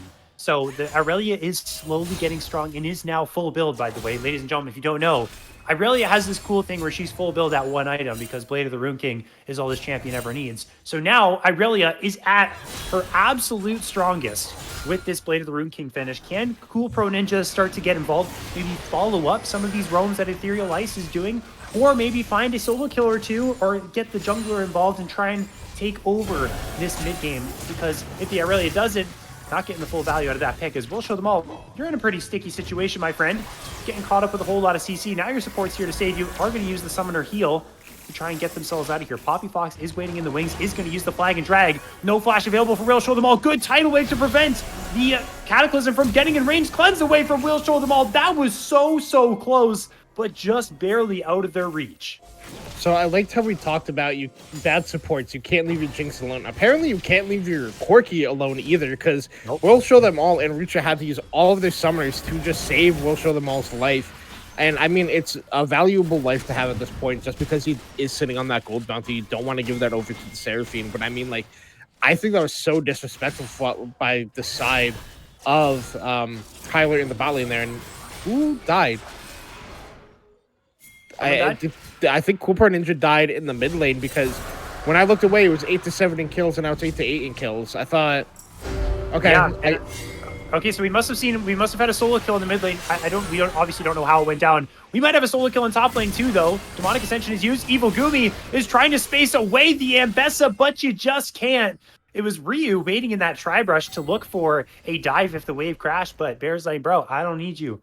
I'm going crazy. And honestly, Bear has kind of had Evil Gumi's number in the whole series long, and is really showing me that they are more than just a weak side player. They can play these carries and pop off. I mean, Bear flashed into the Demonic Ascension. Bear knew exactly his threshold to be able to get that kill, despite the healing coming out. So I'd like to see this out of them. This is, like you said, a player we, at least you and I, have seen as a weak side player, but has been showing up on this Ambessa and the Cassante last game. And yeah, no flash. Yeah, he's just dead. Yep. Nothing you can do about that. It was a good sidestep from DOV Ice on the bubble there. That was really nice, because if that bubble went down, you know what? Rucha actually probably lives there. But there's been pretty good plays consistently from Literal Monkeys to get kills on this bot lane. Rucha's got 4 deaths. I mean, 2 of those were from a little bit of botched dives, but still, that's kind of the good point going here for Literal Monkeys. They got 3 kills on their Seraphine, 3 kills on their J4. Can they weather the storm elsewhere? Yeah, and I mean, this is also the problem with playing Enchanter sometimes. It feels like when you die once, the deaths just keep coming on repeat, just because when you have no flash, you're very susceptible to whatever the team tries to do. Well, I think Poppy Fox is being a little disrespectful, is very low. Shadow Surge not quite going to connect. The tidal wave from downtown will finish off the kill, but now everyone is overextended here. Cool Pro Ninja has no teammates to help out. Again, Ethereal Ice roams there first. Too aggressive this time. We praised them there, Chong, and then they just tried to take too much than they were allowed to take. And Ryu is really fast on this Graves and is trying to chase down Cool Pro Ninja. Has the red buff to slow him down, but can't quite dodge away from the stun. And there is a public execution. That is a public execution, because we're seeing it, chat's seeing it. Bear is going absolutely insane up here. I mean, a whole lot just happened. I mean, Bear gets that kill up in the top lane. Really well played by them. And then in the bot lane, they just sat on... Poppy Fox saw them put a ward in that bush and then decided to just sit there and go in by himself. And it turns the place so south. I think it would have been even worse if Ethereal Ice was able to hit that ultimate and get in there on the play with the resets of the ultimate and the damage that comes out when you fly in. It just would have been wraps for Literal Monkeys. But because it misses, it turns into a play that they can be like, hey, whatever, we did die, but we were able to get something back on the map for it. We were able to pick up some gold. But I mean, this is just looking a little rough. Monkeys was having such a good early game. I thought this was going to be over. I thought we could have called it wraps. We could have called it game 5, but High Alert really turning it around. The way that they're playing as a team and linking up on all these plays has been working out really well for them. And it seems like Literal Monkeys are the ones who are a little bit flustered after how strong their early game was, now down 5K gold. And Ryu is quietly building up power in this game too on this Graves. Everyone is surrounding this potential Rift Herald play. And now Evil Gumi a little bit on the lonesome here. DOV Ice is in the area trying to take away the Grom. Is actually, wait, hold on a second. They're killing Poppy Fox. I didn't even see that on the minimap. And there's the collateral damage. I talked about Ryu ramping up. Well, there you go. Just pretty much killed the other jungler with the help of the Nami. They're looking for Evil Gumi next. Hard shoving this wave as we'll show them all, but there is also a Rift Herald up for the grabs as well. Yeah, and I mean, the bigger thing that we also missed is that Bear got solo killed by Cool Pro Ninja down there in the bot lane. So the bounty picked up a Cool Pro Ninja, and then also picked up solo first turret there for their team. World Show the Ball is going to die here. In. Good angle from DOV Ice, but has Valkyrie to try and escape. The team is nearby. Here comes the Nature's Grasp. It's going to connect. There's a lot of CC barreling down onto this Corki, but it might not matter. In the end, Evil Gumi's able to grab that kill. The Shadow Surge from Ethereal Ice did miss. So DOV Ice will be able to walk on away scot-free. The Rift Herald resets. More time going to be wasted a little bit. And all the meanwhile, TDK pushing up in this mid lane. Yeah, we'll show them all a little bit aggressive there. Did cleanse, but didn't matter in the end. They were able to get the chase down. But because his team was there, it was turning 1-for-1. Well, we got to fight. Well, Poppy Fox has found one.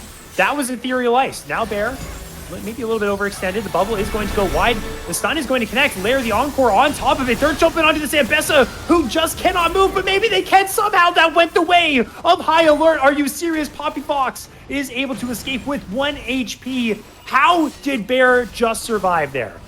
I don't know, but take a second, Ferris. They just had you talking for like 5 straight minutes with all the fights that just happened. I mean, I thought the same thing you did. I thought that fight was just going to go in favor of Literal Monkeys. I thought Bear was dead, but Mbessa is the new 200 years champion. She is the new flavor of the month. Actually, somehow turns that whole play around, able to pick up the kill, able to live. Poppy Fox has the recall, so that means Dragon is now going to hopefully go over to the side of High Alert. We have TPs coming in. Everybody's here. It looks like they're going to try to contest this one, but they're just not going to be in time. So High Alert going to pick up their second Dragon of the game. And I mean, when a play always looks good for Monkeys, we got to remember High Alert just has this way to turn it around and get it in their favor. I mean, this game has been action-packed. We are at 29 kills in 18 minutes. I mean, we are over a kill a minute at this point. This is actually crazy. It's been pandemonium. We're 2.5 or nearly 2,500 gold ahead for Ryu on this Graves. The damage is going to be pretty serious, but DOV Ice, we have to pay attention to that, is just dead. Runs the Nature's Grasp down the river, but there's no one around to help them out. Now it's prime time for High Alert to drop this Rift Herald down, crack open this first tower, but a Shadow Surge has connected onto TDK, forces up the flash, but that's not going to matter. Ethereal Ice pulls off the assassination. Now the Swain would be a little bit more difficult of a target. They're going to get this next charge onto the tower, but High Alert are starting to run this mid game. Ethereal Ice with the snipe, even though TDK flashes, is able to pick up the kill and flash themselves up before they get CC'd up by Evil Gumi under the turret. I mean, really well played by Ethereal Ice on that one to get the kill. I thought the Encore was going to come out once the flash came, and I thought that was going to be wraps for the Vex, but able to have the fancy feet to be able to get in and get out on that one. And High Alert really just increasing the tempo. They're now up 6k gold. They've broken the mid lane outer turret. They're looking to do it in the top lane. We see Ethereal Ice up there with nobody responding to her. So, I mean, High Alert is really starting to open up their map in this favor, because once you break down all these outer turrets, you're able to move your vision line forward onto the enemy side of the map and be able to start looking for picks in their jungle, and then they start to get uncomfortable and a little skeptical on how the map is being played out. So I would love to see High Alert to start to do that, to take full control over this game with the lead that they have right now. It's a similar situation to what they had in the last game, and they turned it up last game. It really wasn't Literal Monkeys who could handle what was going on. They fell behind. They couldn't keep up with the pace that High Alert set. And they should be looking to do this again, just like you said, Chong. Try and find every single possible advantage that you can. And there's no better time than now to start fighting and start looking for plays to be made. As they're hunting, they're looking at TDK underneath this tower, trying to see if maybe the Seraphine is going to try and walk on into their own jungle. If they waited just a little bit longer, maybe they would have been able to find it. But look at Bear into some trouble right now in a 1v1 against Cool Pro Ninja that's now going to transform into a 1v3. The public execution is going to bring them away. The Shadow Surge is going to connect onto Poppy Fox. Here comes the Nature's Grasp as well. Locked up is this Vex, but the Zhonya's is perfect to evade all of the damage that Literal Monkeys have to offer. And now the cavalry has arrived. Poppy Fox is gone. DOV Ice is singled out inside of the alcove with nowhere to go. Evil Gumi and TDK are late to the party, and High Alert is running this fight.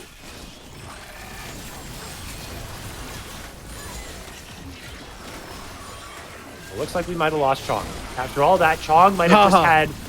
Oh, okay, he's here. I muted my mic and I was trying to talk. That was actually crazy, but regardless, I saw that play forming on the minimap. I saw the Jarvan looking to go in on Bear on that flank, but because of the semi-global pressure that you have from a Vex, never mind, Evil Gumi getting engaged on here, it's just gonna go down.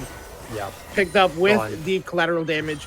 Godlike is Ryu now on this Graves, but I saw them looking for this play on Bear. But because you have Ethereal Ice on this Vex and you have that semi-global pressure with that ultimate, just able to get in there, and a beautiful stopwatch or arm guard, whatever the item is now, the Zoni is popping off there on top of 3 people, able to, for the rest of the team to come in and support their mid laner, able to pick up everything that they wanted on the map. And like, this is just being beautifully played by High Alert. Their comms seem to be clean, knowing exactly what play they're going for, really quick on the turnaround for fights that seem odd numbered. And I mean, they are looking good in this game here.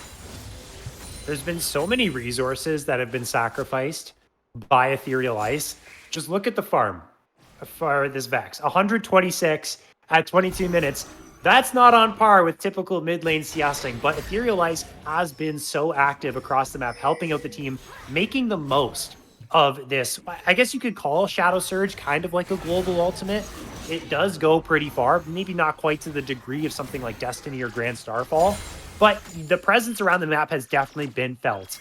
And it has been more CS going into the hands of Cool Pro Ninja, but Literal Monkeys have not been able to get going any type of momentum with this composition. Evil Gumi has been kind of invisible on this Swain because of how hard they've been stomped in lane, and we're kind of seeing this again, caught out here, false life buffs for the rest of High Alert. They got nothing to fear. Evil Gumi's flashing, but there's so many people that are just corralling them that they fall once again. Next Drake is up for grabs here in a couple seconds. High Alert just keep getting more and more.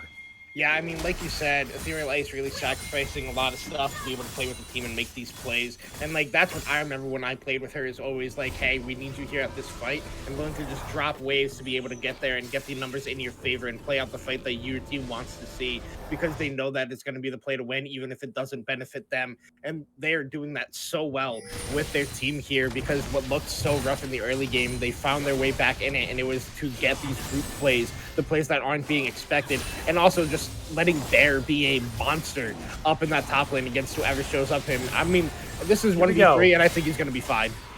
Bear, we've seen this play so many times. Again, False Life is active. The rest of the team is flanking. Good flash to get away from the Flag and Strike, using all those dashes. Now going to immediately port right back to Cool Pro Ninja, who's going to miss the flawless duet, and Bear is going to be okay. Cataclysm goes down, but now it's Ryu who's here to finish the job. Finally, Bear drops. I think that isn't the False Life. They just expired in time, so able to get that shutdown is Cool Pro Ninja, but in the end, still 2 for 1 for High Alert as they continue the siege. Yeah, the second it dropped off is when Bear went back in to get the kill onto Poppy Fox. Pay for it with his life. The shutdown does go over to Cool Pro Ninja, but a double kill onto Ryu, who started this game 0-2, is now 9-2-9 on this Graves, is an absolute monster alongside of Will Show Them All, who at some points in this game looked like they were going to get picked out and being in rough situations, but only dying that one time by the Rift Herald, and has been playing fabulously this game with the rest of his team. I mean, if you're the side of High Alert, you got to be, you know, happy with how everybody has been playing this game out so far after what rough early game you had. And it looks like they're going to be taking their bases now and looking to move their vision to the top side of this map as Baron is spawning onto the map in 15 seconds. And that could be the final nail in the coffin of Literal Monkeys in this series. It's such a scary prospect for the Monkeys, is contesting this Baron. because your vision line is going to be dark. You know you're so far behind, 10,000 gold, and pretty much you don't really have a strong front line either. Your only real frontline option is maybe a Maokai on a supports economy and a Swain who may as well be on a supports economy at this point with only 130 farm and 2 kills at this stage of the game. If you walk in blind, you're just going to die immediately. And if you give over the Baron, there's going to be so much pressure that's flowing onto your base. Bear is going to be split pushing. The rest of them are going to be pressuring another lane. It's pressure that really literal monkeys do not have the capacity to handle at this point. Yeah, I mean, the whole time, Bear is just taking this outer bot lane turret, or sorry, inner bot lane turret by himself. That's going to be so much more gold influx when that does get to go down. But now that they see Cool Pro Ninja is responding to it, midwave is pushed in. They walk into Fog of War by the Baron buff. They're looking to set up their vision line. They could even look to do some little bit of like try to bait somebody in, try to get a TP out. But it is a little risky for the side of High Alert to do so because they don't have a true tank. It is a dangerous proposition to start the Baron unless you are confident of taking this. Because we see, look at how much damage Rucha is taking from this thing. Literally almost died to Baron. And this could be really dangerous as we see literal monkeys coming in on the collapse here. Oh, I'm seeing it in slow motion, Chong, but they're able to finish it off before danger approaches. Bear is teleporting in as well. Flash away and cleanse used for We'll Show Them All and Rucha, but now they might just want to play because there's no ultimate on this Maokai. Tidal Wave's going to knock up too, and Bear is fearlessly charging forward into the front line. We'll Show Them All will take down the Swain, but Bear might drop down as the Cataclysm will finish them off, but it's already 2 kills that have gone over to High Alert, and they will continue the chase. They're trying to look for DOV Ice. Gonna use the Bramble Smash to buy a little bit of space, but flashing forward as it realized they really want this tree down. They got their axes, they're primed, and they are chopping as hard as they can. DOV Ice will fall, and the Baron goes to High Alert. Yeah, High Alert is going to get so much on this map now. We see pings coming out on the top side. They're going to break that inner turret. They're going to break the inhibitor turret in the mid lane because Cool Pro Ninja is split pushing in the bot lane the whole time. Ryu lets them get that turret, takes the recall, has canceled the port. Cool Pro Ninja tried for it, but Ryu's going to actually probably win this fight, I would assume. Yeah, there's no minions to play with, so Irelia is just so much weaker. You can't dip, you can't dash, and Ryu, it has that red pot, is now level 18. This is like the solo queue Graves, who all of a sudden have disappeared for 10 minutes, and now they're back with 300 CS, and they're 5 levels ahead of everyone. Yeah, it's like you junglers like pinging their cams, like question mark. It's like, where did this go? And then the Grave shows up in mid lane, 6 items, 900 farm, just like ready to one-shot somebody when they were 0-1. Like they died once, they were like, guys, I'm just farming the rest of the game. And now they're here, they're in full form. This is also spawning in 30 seconds. Is that Soul Point Dragon, a Mountain Soul for the side of High Alert would be so good, despite not having like the super tanky stats that get amplified with the Mountain Soul, just the innate tankiness that you get from it, and also the shield is going to be so big against what Literal Monkeys likes to do. They're kind of like a weird fringe poke comp and then all in dive at the same time. So like this Mountain Soul is going to be huge when High Alert is able to pick this one up. We see the pings on it now, and they're starting this one up while Bear and We'll Show Them All look like they're trying to space away the enemy team. It's gone. There's nothing they can do. They're not here in time. Poppy Fox is going to be met with an MS who's going to chunk him down to half. He's going to go into his Cataclysm and die, and here's the public execution to follow with the Tidal Wave. There is kind of in the middle of 4 people trying to live as long as they possibly can for the rest of the team to show up, and they've successfully delayed enough. Evil Gumi has the Demonic Ascension pop, but the Swain just simply does no damage. Ethereal Ice will grab that kill. 3 down for the Monkeys. Shadow Surge will connect. DOV Ice is not long for the world. Will Show Them All as legendary. Trying to complete the recall is TDK, but it is known from Ryu that they're sitting inside of that brush. And TDK will just do this dance with the Graves as the rest of the squad will win the series 2-0 and destroy that Nexus. Yeah, I'm hearing the bell. That is the siren song. That is the end here. High Alert gonna pick up the series over Literal Monkeys 2-0. 50 gold, 100% win rate when you get 50 gold from the enemy Nexus, and High Alert gonna pick up their first series win here in BOL Premier League. And what a fantastic win for them as well. We'll Show Them All as a substitution in for Vertia for what I believe is just this series that they needed that to happen. Was so good, had a fantastic game on the Twitch. Game 2 started up with a pretty rough start. They got ganked, the Nami died, they kind of botched a couple dives. Steel was able to come back 10-1, 28,000 damage, the most damage in the whole game.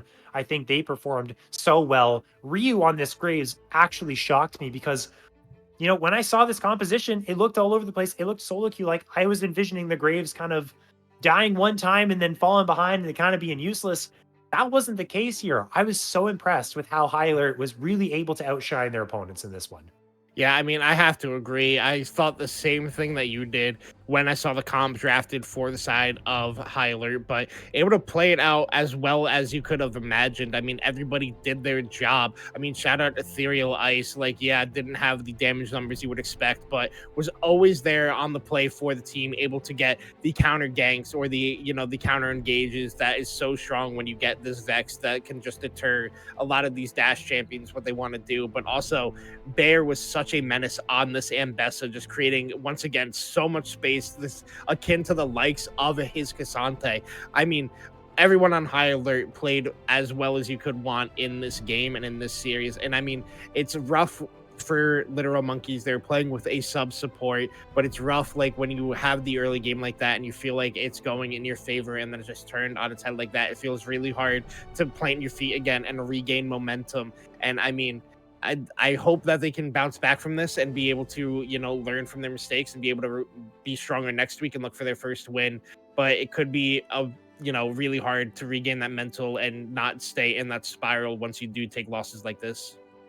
Well, we still have a couple more weeks to go, so the Monkeys have time still to fix up their issues and get a couple wins underneath their belt, working towards those playoffs. High Alert, though, definitely going to be happy about getting this win underneath their belt. This was a fantastic way to get your first win. It was dominant. It felt nice. You had a substitute. Maybe you were skeptical about the performance there, but all of that skepticism went out the window when you got that first win, and especially after that Nexus exploded for the second win. And that wraps up week number 3 of the BOL Premier League, and that will also wrap up our stream for the night as well. If you tuned in today, thank you very much. At any moment, if you stuck through it all the way through, thank you very much as well. Thanks to everyone who tuned in on Saturday. I'm Ferris. That was Chong. Thank you to our producer Shivam as well. And shout out to our sponsor in Pro Comps, and we will see you for week number 4 next Sunday. Take care, everyone. Have a fantastic week.